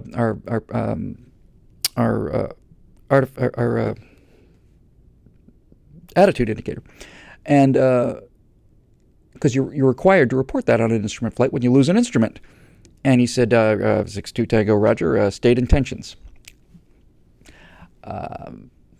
My intentions are that I will stay up here in the cloud deck, and you will go and find a fire truck with the biggest honking ladder you can find and get me the hell out of this airplane that's broken. That's my intentions. But I didn't actually say that. I said, well, we'll continue on to the approach. We'll continue the ILS to Burbank. So I'm turning out of Santa Monica. Here's 2 things I know. 3 things I know. Number 1, my primary instrument is gone. Number 2, I cannot see out the window. I cannot see the wingtips. There's so much clouds. And number 3, the thing I know for an absolute certain fact, that if I climb out of Santa Monica and I make a right-hand turn, there are actual mountains that lie between Santa Monica and Van Nuys and Burbank, and I drive over them every single day, and they're real mountains. And I also know historically, because I study these things, you see, I'm interested in the statistics of flying. And you may be interested to know this too, because as it turns out, there have been literally thousands of collisions between airplanes and mountains, and the mountain has won every single time. Every single time. And I thought, okay, now is the time to kick its ass. And that's when you find out what you're made of. That's find out when you find out if you're an adult or not. Because I'm not here to tell you don't feel scared. You do feel scared. You feel it, and it's nibbling at your toes, and you kick it in the teeth, and you say, not today, not now. Go back into your little rat brain hole, which probably did us some good a while ago. That panic reaction is not going to help me in an airplane at 160 knots at 7,000 feet in a right-hand turn of cloud bank. That reptile response to fight or flee is not going to help me now. Back you go. And then you simply kick its ass. And so I did the partial panel turn, and I know where the ILS localizer and the glide slope for the ILS into Burbank is, and they give me a vector, and I know I'm at 5,000 feet, and I know those mountains are only 2,000 feet. And I just trust that I'm not going to see a wall of clouds, or like that great cartoon from the far side, what's that mountain goat doing up here in the clouds? And we intercept the localizer, we intercept the glide slope, I come back on the power. The windshield is painted white. I had my girlfriend at the time in the back seat, along for the ride, just for the giggles, just to add a little stress to the whole situation. And I'm watching these needles, and I got these needles centered, and I'm coming right down the glide slope. My airspeed is good. My attitude is good. Everything's right where it needs to be. I'm not in a dive. Everything's good. And by the way, you put a sticker over the bad instrument, because you don't want to glance at a bad instrument and have it automatically tell you the wrong. You just literally put a suction cup over it so that you don't have to look at it, because it's lying to you. And you have enough problems when you can't see out the window, and you have your inner ear telling you you're in level flight when you're actually in a turn. That's all bad news. Trust the instruments. This is when the front of your brain has to take over, just take over. So it took over. And I'm watching these instruments, and I'm telling you something, guys. I mean this from the bottom of my heart. Soloing was number 1, but as I was descending through the cloud deck, I could look straight down, just glance down, and I could see it was starting to get thin. I could start to see straight down, but not ahead.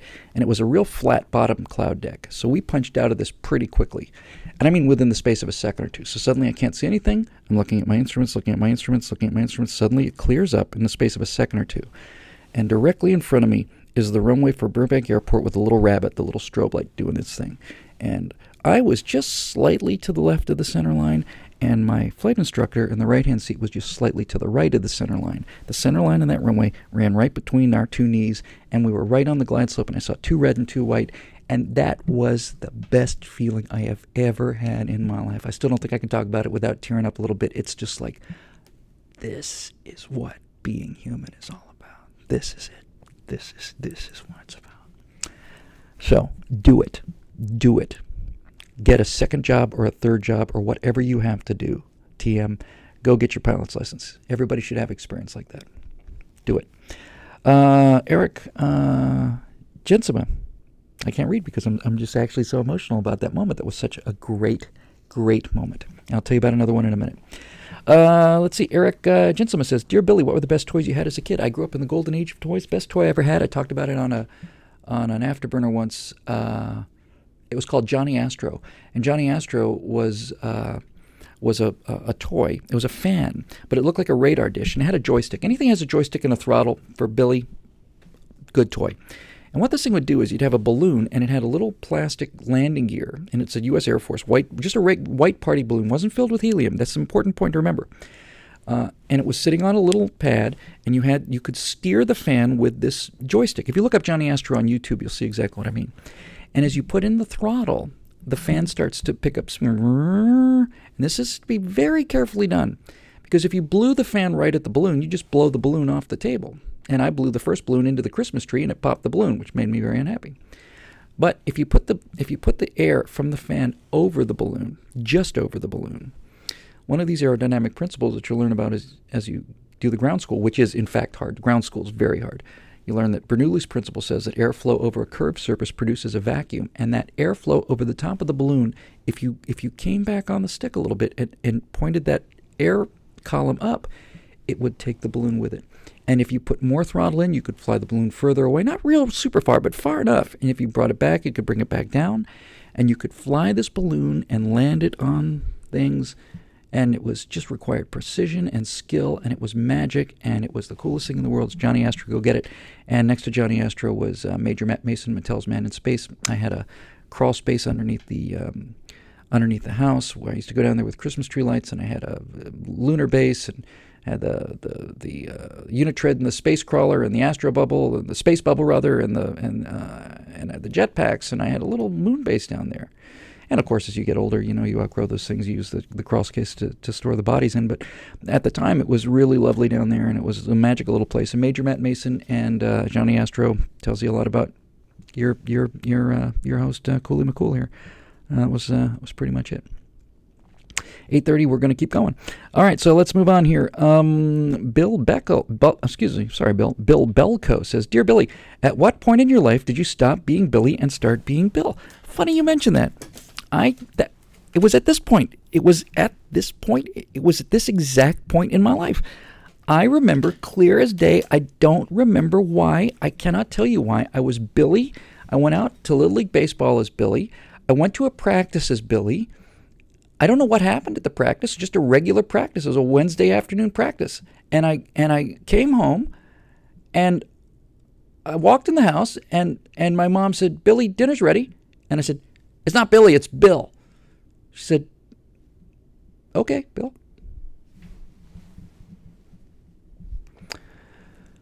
Since this is the romance show of the evening, I have to tell you, I never got called Billy. I generally don't like being called Billy.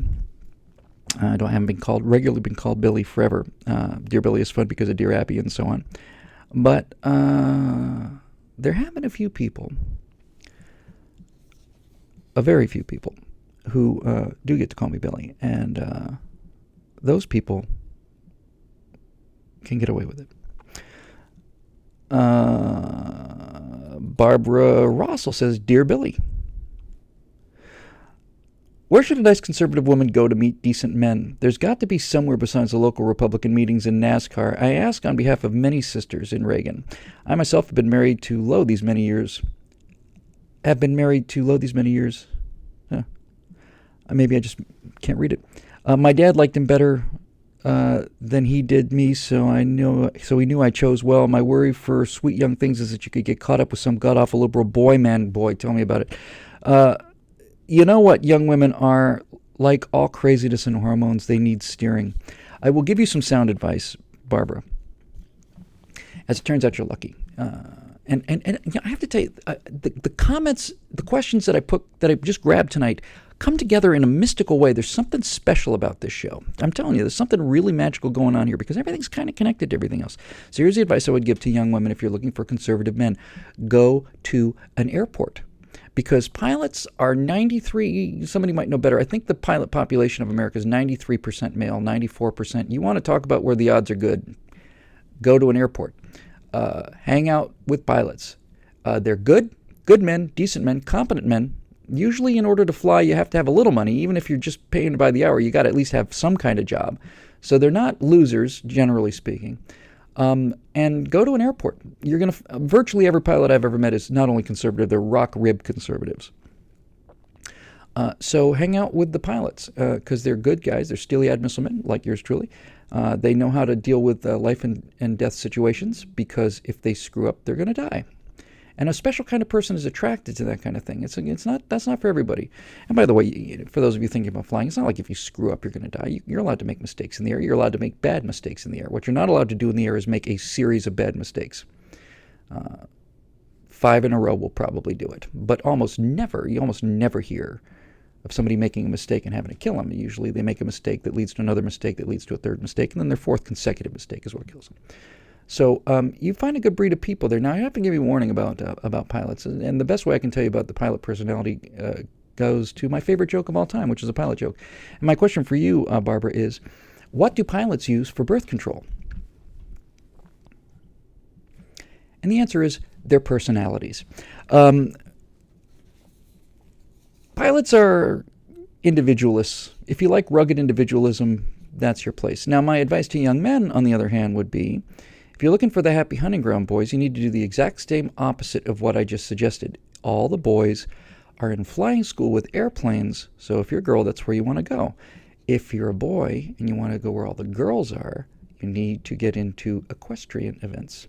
Because if you go to equestrian events, you're going to find 96 or something % of the people at equestrian events are women. And most of them are in extraordinarily good shape, and most of them are very, very, very anxious to show off their remarkable horse riding skills to members of the opposite sex because they don't get to meet any out there. So girls, go to the airport. Boys, go to the equestrian center. And you're going to find no guarantees, but you will be in a target-rich environment. And guys like us like target-rich environments, because guys like us like to take the shot. Sally Morris asks, Dear Billy, does Jeremy have any pastoral writings or videos available to those of us who have been abandoned by our church? Think Andrew Clavin and Episcopal. I'm socially liberal, but the church should not be in that business, in my humble opinion. Thanks.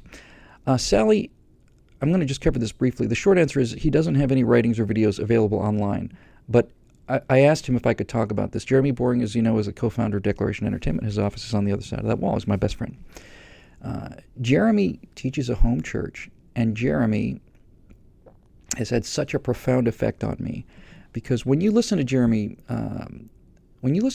as a preacher, Jeremy understands the difference between religion and gospel, and Jeremy preaches the gospel. Jeremy preaches the teachings of Jesus Christ as he spoke them, and it's astonishing. It's astonishing what clarity there is when you understand the difference between these two things, how clear it is, and how so many things that you assume would be obvious are in fact the opposite.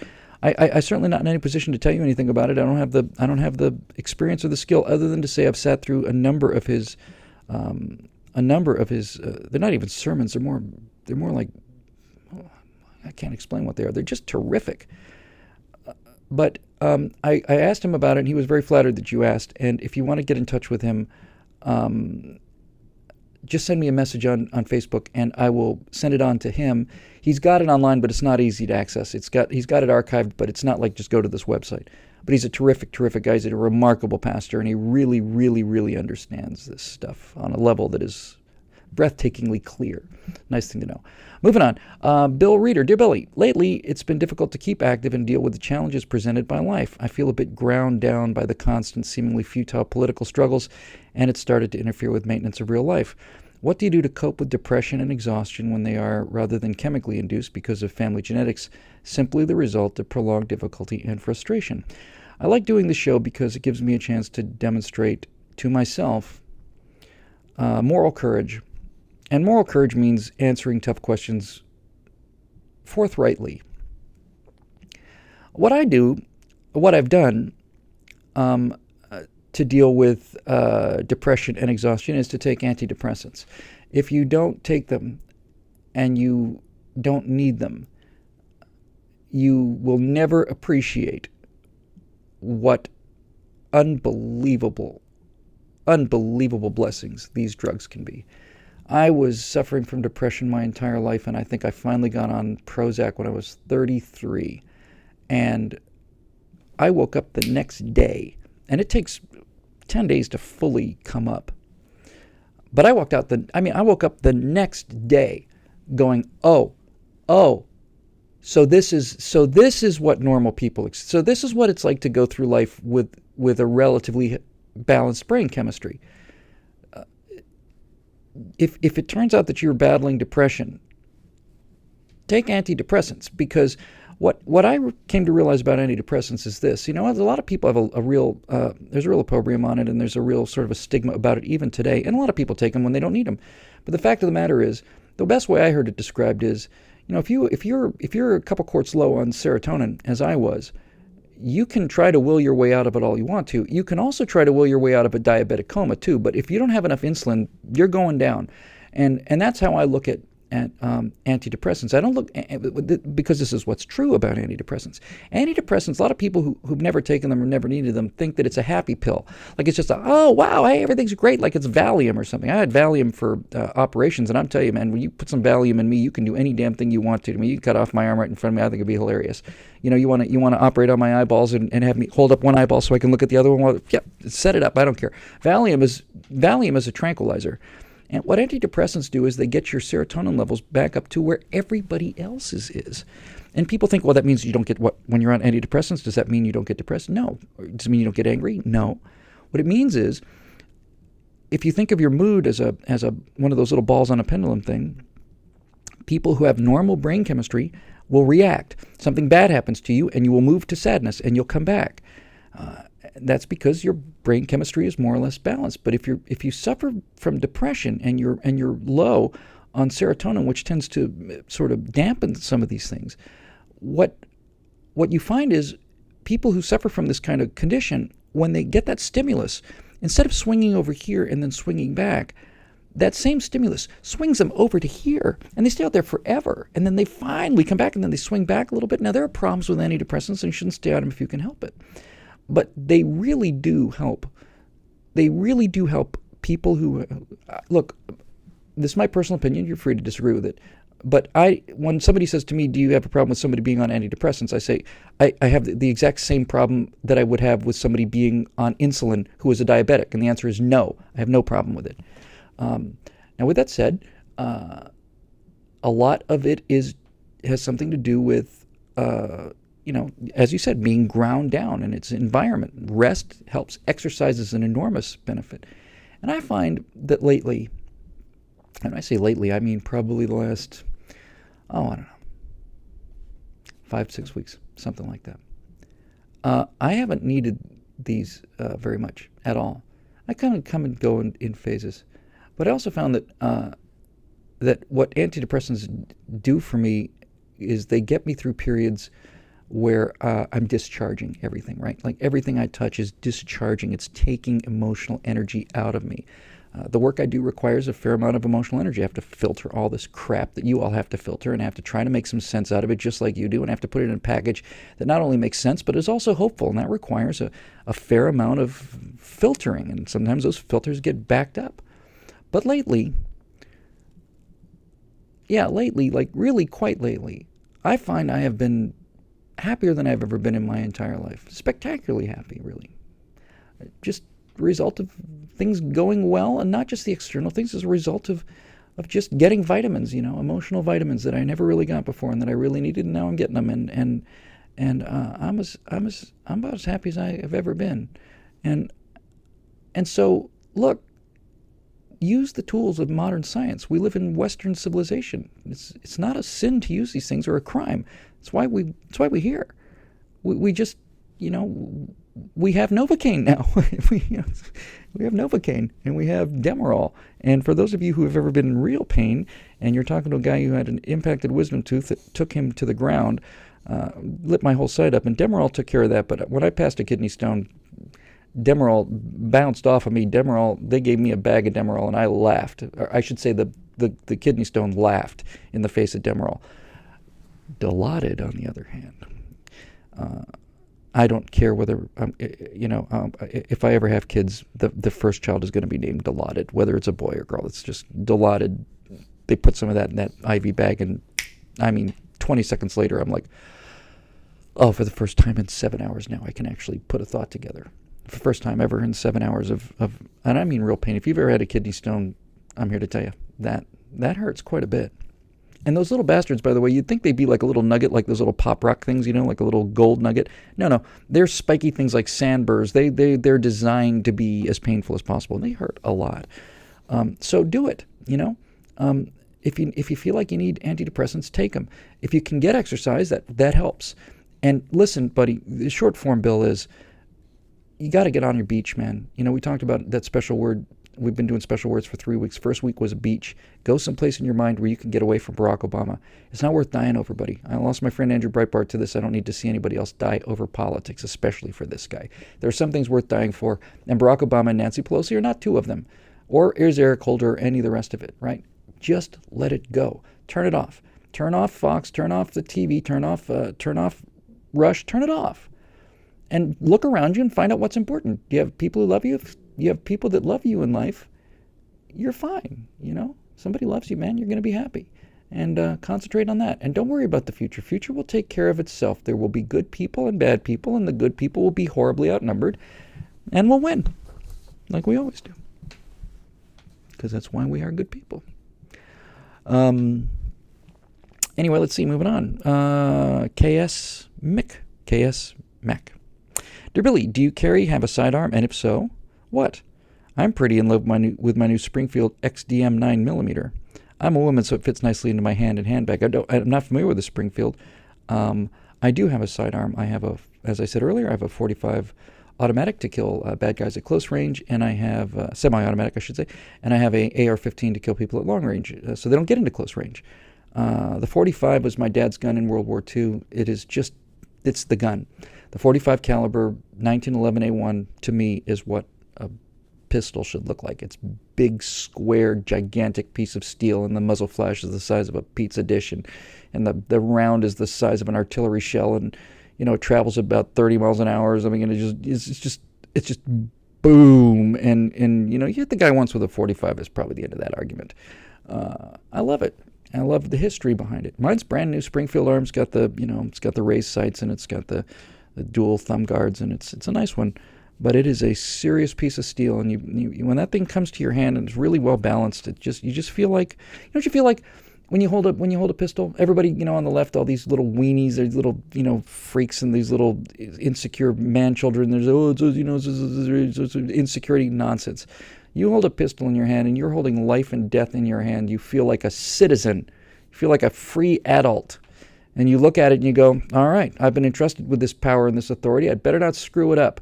And the two places I feel safest in the world are in an airport, talking to other pilots, and on a firing range, because both of those people are the same kind of people. They take it very seriously, and they do it right, and they follow procedures, and they don't mess around. Because if you screw up on either of those places, somebody's going to get hurt, they're going to get killed. I admire that. I like being around those kind of people. Got to move on. Alex Sinclair says, Dear Bilbo. Bless you, Alex. I mean Billy. Do you like stand-up comedy? And if so, who are your favorite comedians? I do like stand-up comedy. Yeah, I just gotta. You are, in fact, not only can be, but you are.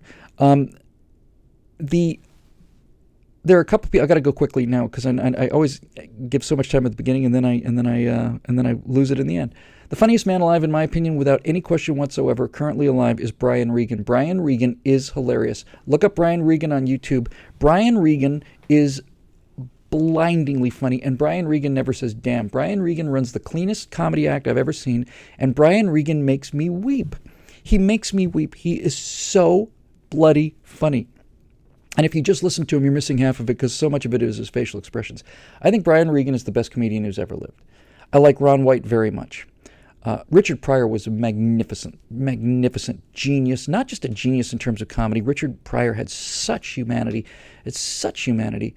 And of all the comedians that I miss Mitch Hedberg, who's not terribly well known. But Mitch Hedberg was just a sweet-souled, blindingly different, out-of-the-box, original guy. And I don't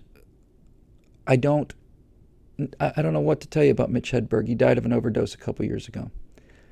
Mitch, hey, Andrew, guys, honestly, really, you don't die of a drug overdose unless you're a miserably unhappy person. And that's where comedy comes from. Comedy comes from a place of absolute pain. I know this is a cliche. It's true. Every bit of whatever sense of humor I may possess, I use to deflect pain and frustration. and it's very effective. And by the way, when you get to a certain level of a sense of humor, you begin to appreciate your sense of humor for your own sake. If you make yourself laugh, it's actually the best. It's the best. It really doesn't even matter if anybody else gets it. It's when you can say something funny. And by the way, we keep coming back to the romance show tonight. There's nothing more charming. There are things that have a greater long-term impact on how women feel about you. Your honesty and looking at them like you really do love them and they really are the most important person in the entire universe. That trumps a sense of humor.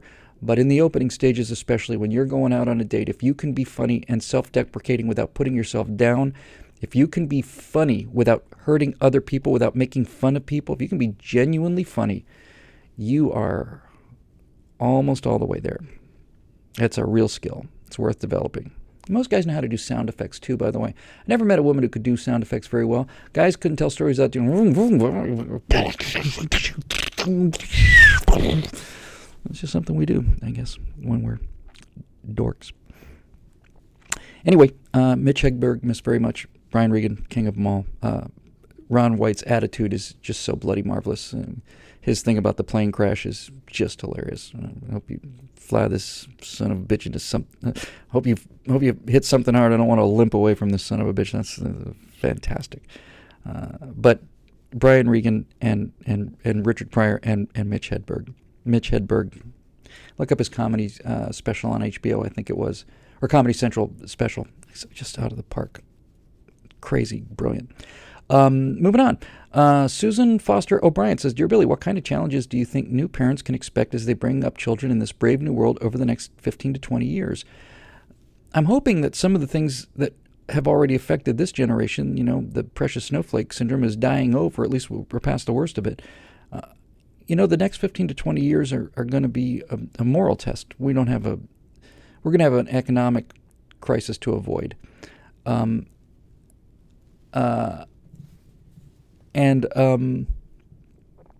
going to be a problem. They're going to grow up in the age of debt. We get things that we didn't pay for. They're going to pay for things that they didn't get. I think the thing I'm most worried about for young kids today is twofold. It's the over-sexualization of society at a young age. They're sexualized at ages where we were like, in high school. I think when I was in high school, I was pretty sure there was one couple that was actually doing it. And we thought they were almost married. I mean, that was senior year in high school. And we're pretty sure that Stonyfeld and then what's-her-name were probably doing it. But now it's terrifying. And that's not good for kids. It's bad, bad, bad, bad, bad. I'd be worried about that. I'd be worried about sexting and all the sexualization. Worry about that a lot. And it also worried about attention span, because I think TV really screwed up people's attention spans, but the internet has driven it mad. I think if you have a kid and you let them live on their iPad, you're begging for trouble. You really need to, if I were you, giving you advice for what my advice is worth, for God's sakes, I'm not saying don't let them have an iPad or even a phone when they get to be old enough to have the responsibility of it.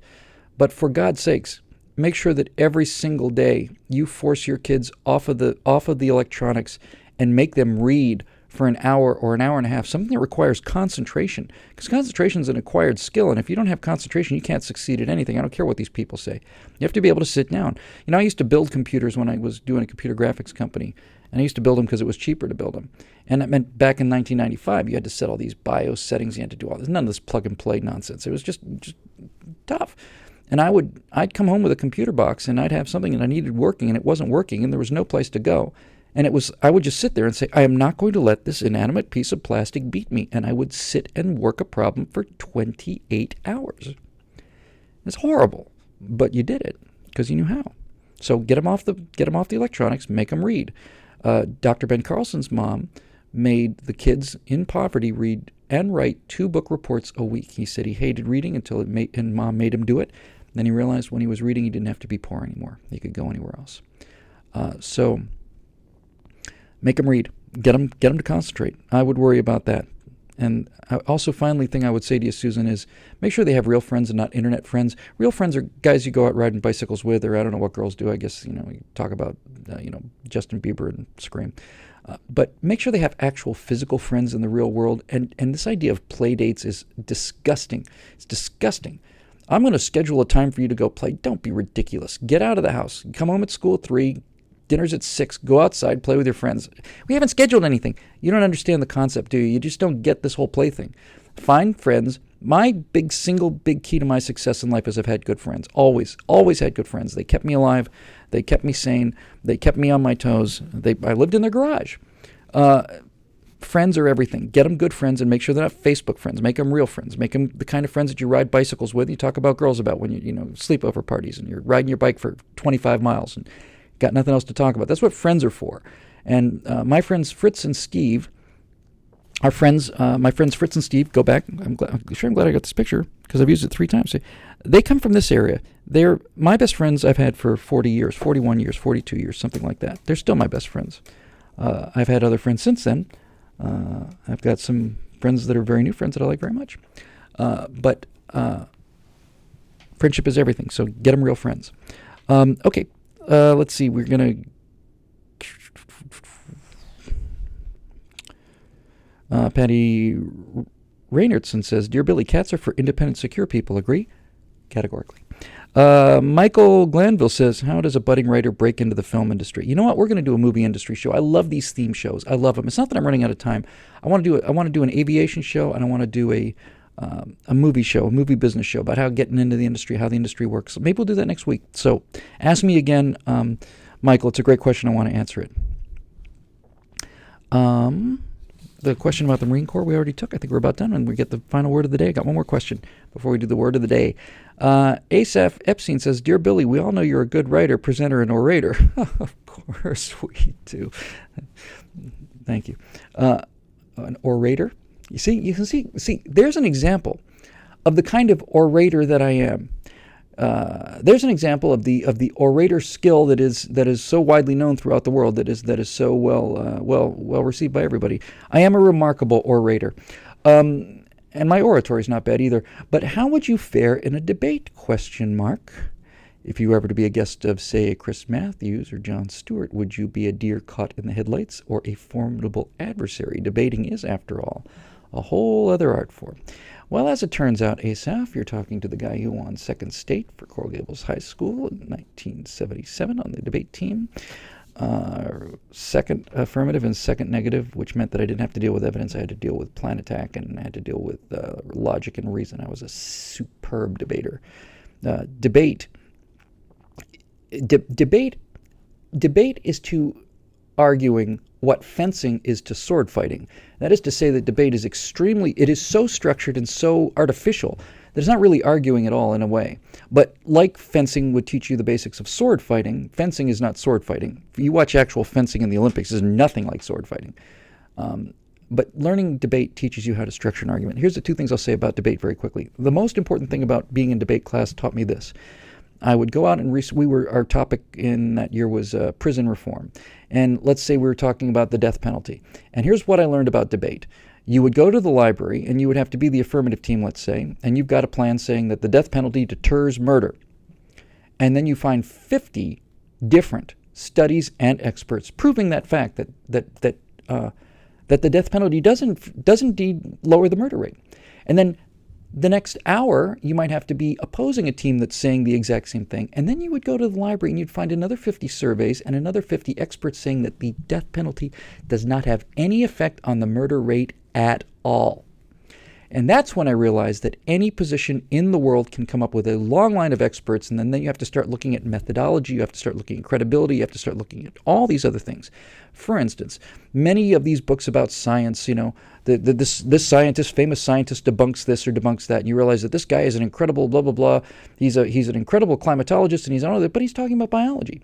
Or here's a guy who's an astrophysicist, and he's talking about genetics. He's a famous scientist with a PhD and 20 years in Harvard. Yeah, but he's not got a PhD in genetics. So you got to be careful about that, all kind of things. So you learn all of that. But what debate really teaches you is how to think on your feet. You have very little time to write this stuff down. You got to break down their arguments. You got to flow them out. Flow the responses. You got to make sure you respond to everything. In rebuttal, you got to be quick. And a sense of humor goes a long way. But everything I learned from debate. And what I learned especially from debate was the foundation of the work I try to do now, and that is that we would win debates against people who just did nothing but take their 7 minutes or whatever they had and just spit out as much evidence as they possibly could. And I just wouldn't do that. I had a couple evidence cards that I'd hold up, paper, 6x4 evidence cards, and I'd say, look, he's got his experts, I've got my experts, and we could sit here and I could just run my experts past your experts and nobody gets the point. Actually, there was nothing on the cards. They were blank cards. They were props. I said, but let's just use our common sense. And I put the cards down. I said, let's just reason this out. If this happened, then wouldn't this make sense to you? And if that happened, then wouldn't that make sense to you? And what I did was I actually talked to the judges. I didn't talk at them. I talked to them. I engaged them. I asked them questions, used the Socratic method on them, you see. And we just cleaned up because nobody does that. So yes, I would destroy them. And not because I'm super good. I'm good. I just am. I was on a panel with Jeremy Boring,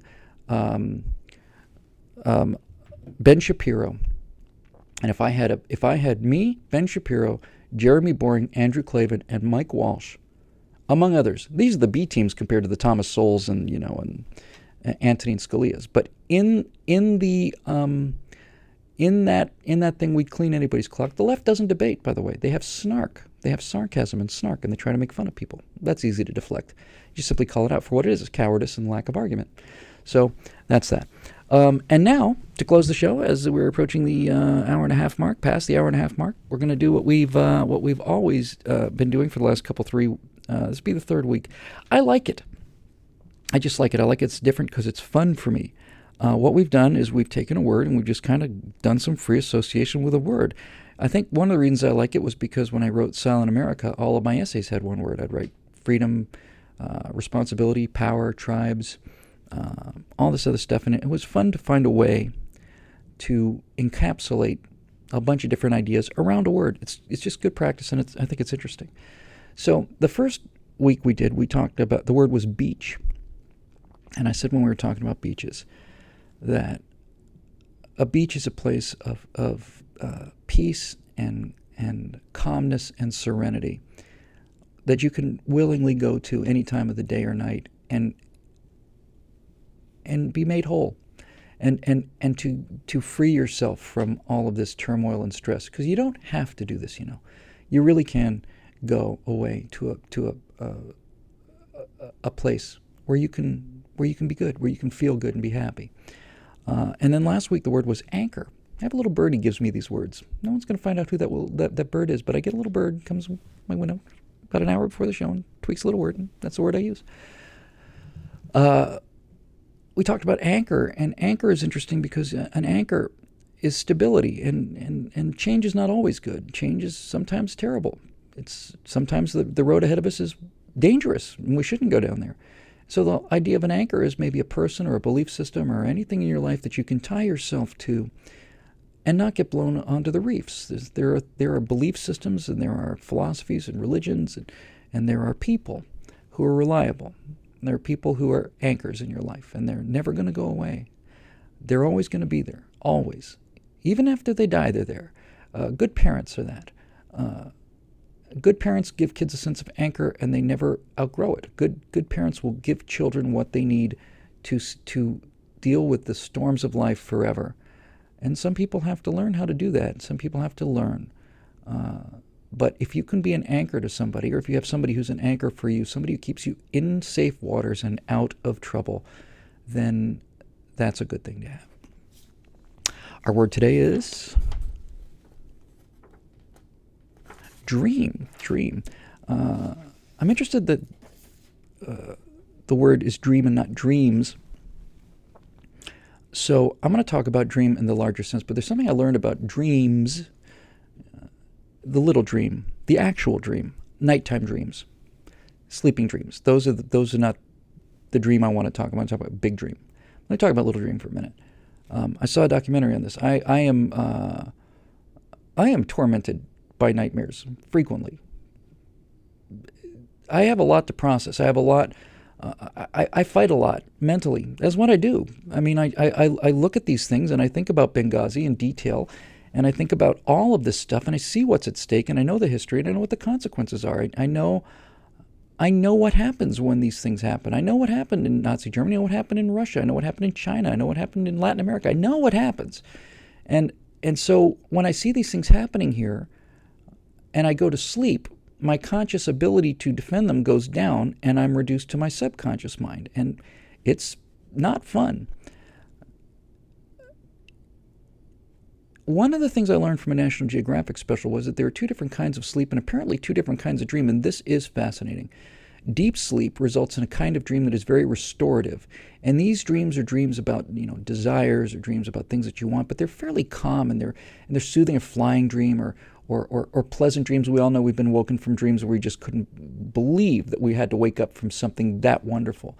So these dreams are very healing and very restorative, and these dreams kind of give the subconscious mind a chance to process information and make sense out of pictures and sort of, gain a picture of the universe. So there's a dream that comes to you at nighttime that makes you feel whole and heals you and calms you and finds you real peace. Those are nice. But unfortunately, another thing that happens, a different kind of dream that happens during REM sleep when you have your rapid eye movements, a different part of your brain is activated, and I need to look it up. But it's the part of your brain that deals with threat, appraisal, and apprehension. And basically what they're beginning to think of now is that those kind of dreams, nightmare dreams, anxiety dreams, what we're starting to believe is that is evolution's way of basically having, it's a simulator. So when you have a dream about being in a fight, what you're doing is your brain is setting up for you circumstances that it fears you might encounter in the real world. And by doing it in the dream, you are actually spending simulator time like a pilot does. Amazing the fugues in these questions tonight and the way things kind of come back and tie together. So when you have those kind of traumatic dreams, what you're really doing is you're living through a situation that hasn't developed yet, but it's trying to prepare you for it. So on some level, it's doing you some good, but these can be very, very bad. And they can really, they can really be brutal. They could be worse than reality, which is why sometimes so many of us wake up with anxiety or depression or sadness. And the reason so many of us wake up with anxiety, depression, and sadness is because we've just spent hours fighting a fight that we may have to fight, but more often than not. So many of the things that we prepare ourselves for, and so many of these anxiety things that we constantly deal with, and so many times we set our claws, and we're gonna go to the work, or we're gonna go to the office, and we're gonna, the boss is gonna say this, and I got to be ready for this, and we're just constantly on the defense, and we're just ready to fight, but most of the things that we actually feel this anxiety about never actually happen. So this kind of a thing can be bad, but that's the low dream. That's the real dream. All right, the dream, like I had a dream last night. I don't think that's what this word is about.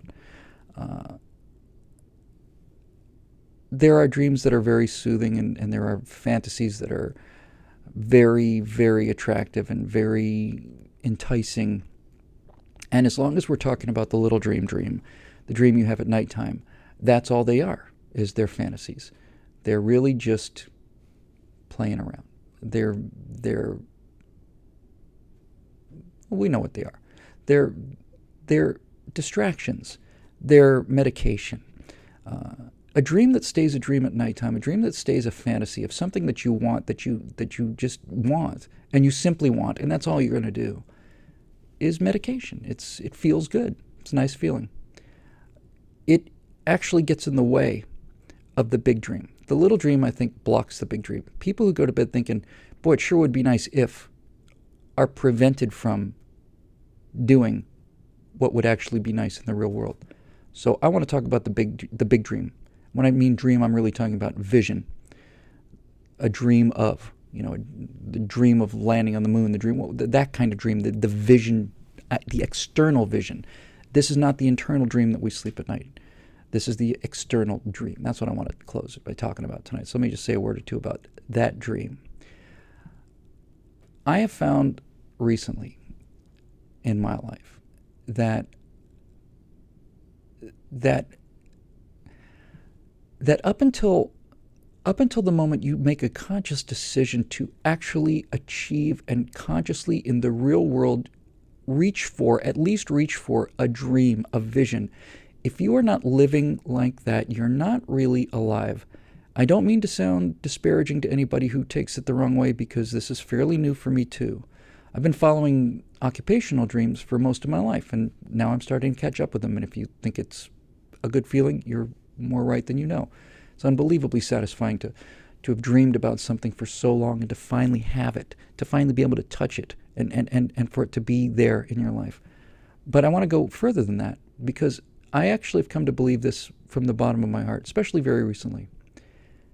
When you live a life that is consciously, actively pursuing what you want more than anything in the world, you live on a different level than you did before. You are not as nearly as sad, not nearly as depressed. You're not sad and depressed at all, as a matter of fact, because you are now living not in the hope of something, but you are living in the expectation of something, and you are taking steps, and you're doing physical, tangible things, and you build it every day. You put another couple bricks in this structure, and when you do that, you realize that everything that's come before this is not really living at all, that this is what life is about. This is what it's like to be fully alive. This is what it's like to wake up happy, go to bed happy. This is what it's like to, several times during the day, to have a moment where you just feel it. You feel the presence of this desire and this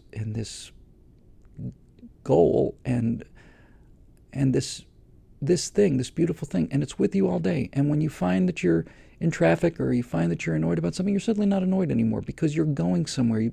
You've got a vision, and that vision, that dream, is what you always wanted, and you're gonna try and get it. Now, here's the beautiful thing about this. I think everybody knows that not everybody in life gets their dreams, and everybody knows that it's very difficult to achieve a dream, and the bigger the dream is, the harder it is to achieve. But the thing I've come to realize lately is this, and this is the one thing I'll leave you with tonight.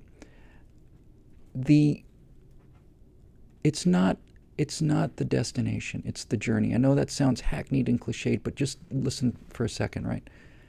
It's living. It's living on a plane of acting on what you want. If what you want is noble and honorable and decent and good, if what you want is life, if what you want is to live to the maximum, and you want the people around you to live to their maximum, if that's what your dream is, if your dream is to walk on the moon or do something that difficult, or maybe your dream is just to take a long sea voyage, just be gone for a couple months, whatever it is, it doesn't matter. When you make a decision to obtain that, rather than just go to sleep and pretend it, when you make a decision to obtain it, you live a happy, fulfilled, fundamentally different life than you did before that. And I've been bringing so many of my long-term little d dreams, night dreams, it'd be nice if dreams. And I am doing my conscious best now on a daily basis. All the time, many times an hour, I start thinking, what can I do right now? What can I do right this second to get me closer to this thing that I want so much, you know? And as somebody who has gone through this and who was a fundamentally optimistic guy before then, I can tell you there's a difference between optimism and happiness. And that difference is, are you walking towards your dream, or are you being blown down the river of time away from it? And you don't have to get there. You just have to try. You don't have to arrive. You have to walk. And I've been doing a lot of walking lately, and I've never been so happy in my life. I didn't think it would be possible to be this happy. I just had no idea. I am amazed every day. Every day I wake up a little happier than I was the day before, and I was pretty happy the day before, and I go to bed a little bit happier, because I realize that every single day now I am doing something that I feel is getting me closer to what I want more than life, than anything. And here's the last thing I'll say. Earlier today, by sheer coincidence, that's probably not coincidence at all, but earlier today, I don't know, somewhere this afternoon, I saw something that was so beautiful that I simply don't have the ability to describe it. And I'm pretty good at describing things. But what I saw this afternoon was was so transcendently beautiful. It was just so astonishingly beautiful, just so perfect that you can't even really appreciate it because all of your data recorders are on. You're just trying to take it in. You're just like, I can't comprehend how beautiful this is. But it was earlier this afternoon. And I'll tell you this. I can't tell you about that because, number one, I don't understand it well enough yet. I don't understand the effect it had on me well enough to be able to talk about it, and I'm never going to talk about this. This thing today was for me. But I will tell you one thing. I will tell you about what I saw prior to this. That was the most beautiful thing I've ever seen in life, only to give you an example of something that I can talk about, that I have thought about, and let you know that what I saw earlier on today topped that by a pretty big margin. All these threads coming together, for this show today. I may have talked about this before, but I'll never get tired of talking about it, so I'll talk about it one last time. When I learned to fly, after wanting to fly fighter jets my whole life, I was in a little glider, and I had a canopy and I had a stick, and I got towed up in the desert, and it's usually very dry in the desert, which means no clouds, but it had rained earlier, so there were clouds for one of the few days in the desert, and it was in the wintertime, and the snow had fallen on the San Gabriel Mountains, and we were on the north side, on the desert side, up in a little town called Llano. And I got a tow up to about 2,000 feet, and they dropped me off on the ridge line, and there's a rare form of lift in the desert where the wind is coming towards the mountains, and as the wind comes towards the mountains, that moving air that's moving horizontally has to go somewhere. It can't go through the mountain. So as it hits the mountain, it goes upward. And this is called ridge lift. And the actual part of the air that's moving upward is actually very close to the mountain. It doesn't extend too far out. But I just got my wings, which I'd wanted my whole life. I had my wings. I was flying in an airplane the size of a bathtub with wings on it. And we pulled in. I was with another guy who took pictures. I have pictures of that day. And he was in a two-seater and I was in a single-seater, a guy named Andy Hollebeck. And we pulled in tight on this ridge line, and we had to stay close to those mountains in order to continue to get this ridge lift so we could stay in the air. And we were flying so close. Now, you have to know what you're doing here because you have to keep your airspeed up. You got to be prepared for failure. So let's just put all that aside because I was careful. But I was flying along mountain range a wingspan away from the trees, and I could see the tracks of squirrels in the snow. And the air was cold, and it smelled of forest because we were up in the forest. We're up in the tree line up there in the forest, and we're just making these steep banks and coming around these hills.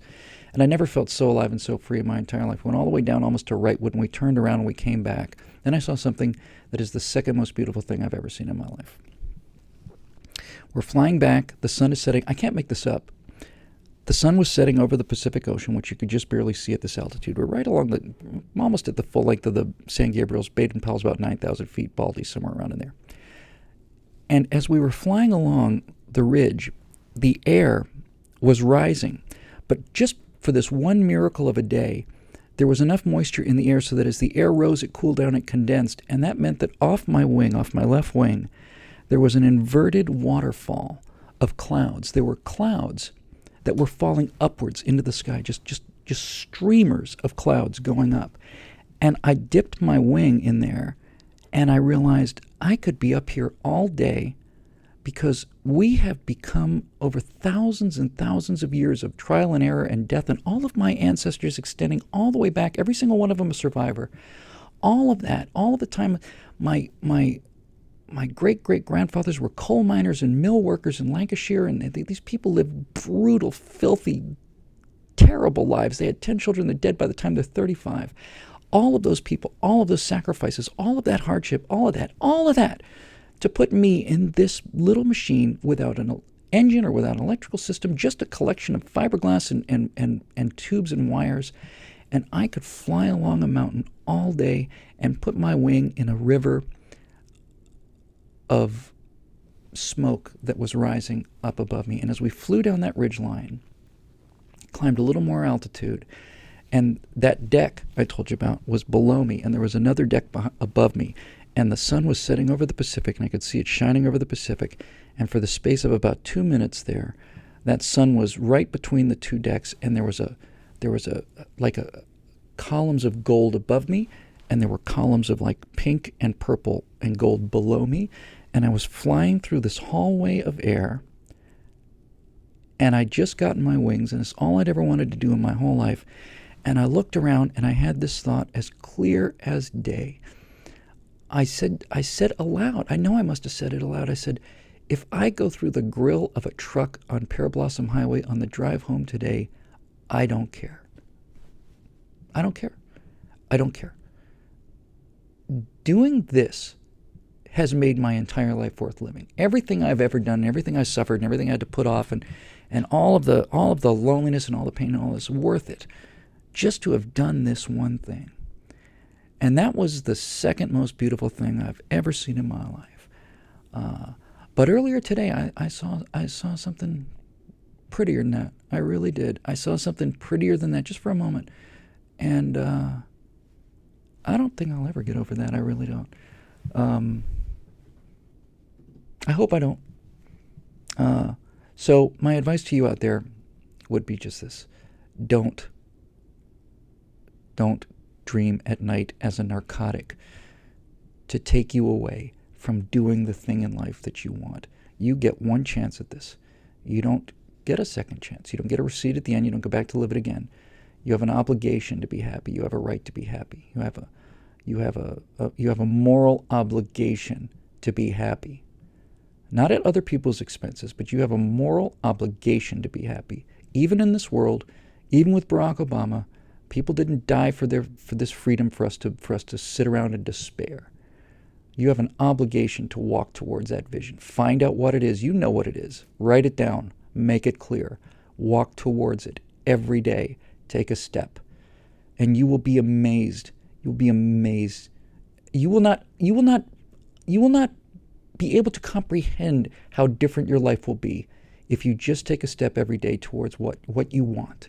If what you want is worthwhile and noble, the journey will be enough. And if you think I'm going to just settle for the journey, you're out of your minds. I mean to go to the goalposts. I mean to go to the goal line for this and spike the ball. But if I don't, that's okay, because walking there has been the best time of my life. I think I'll leave it at that. That's Stratosphere Lounge episode 29.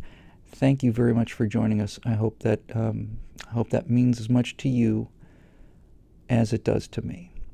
And as always, thanks for your support in allowing me to live this incredible life. And for all of you out there who send me messages, keep sending them, because they mean the world to me. All right, guys, we'll see you next week. Take care of yourselves. Find that vision, the big D dream. Go get it. We'll see you.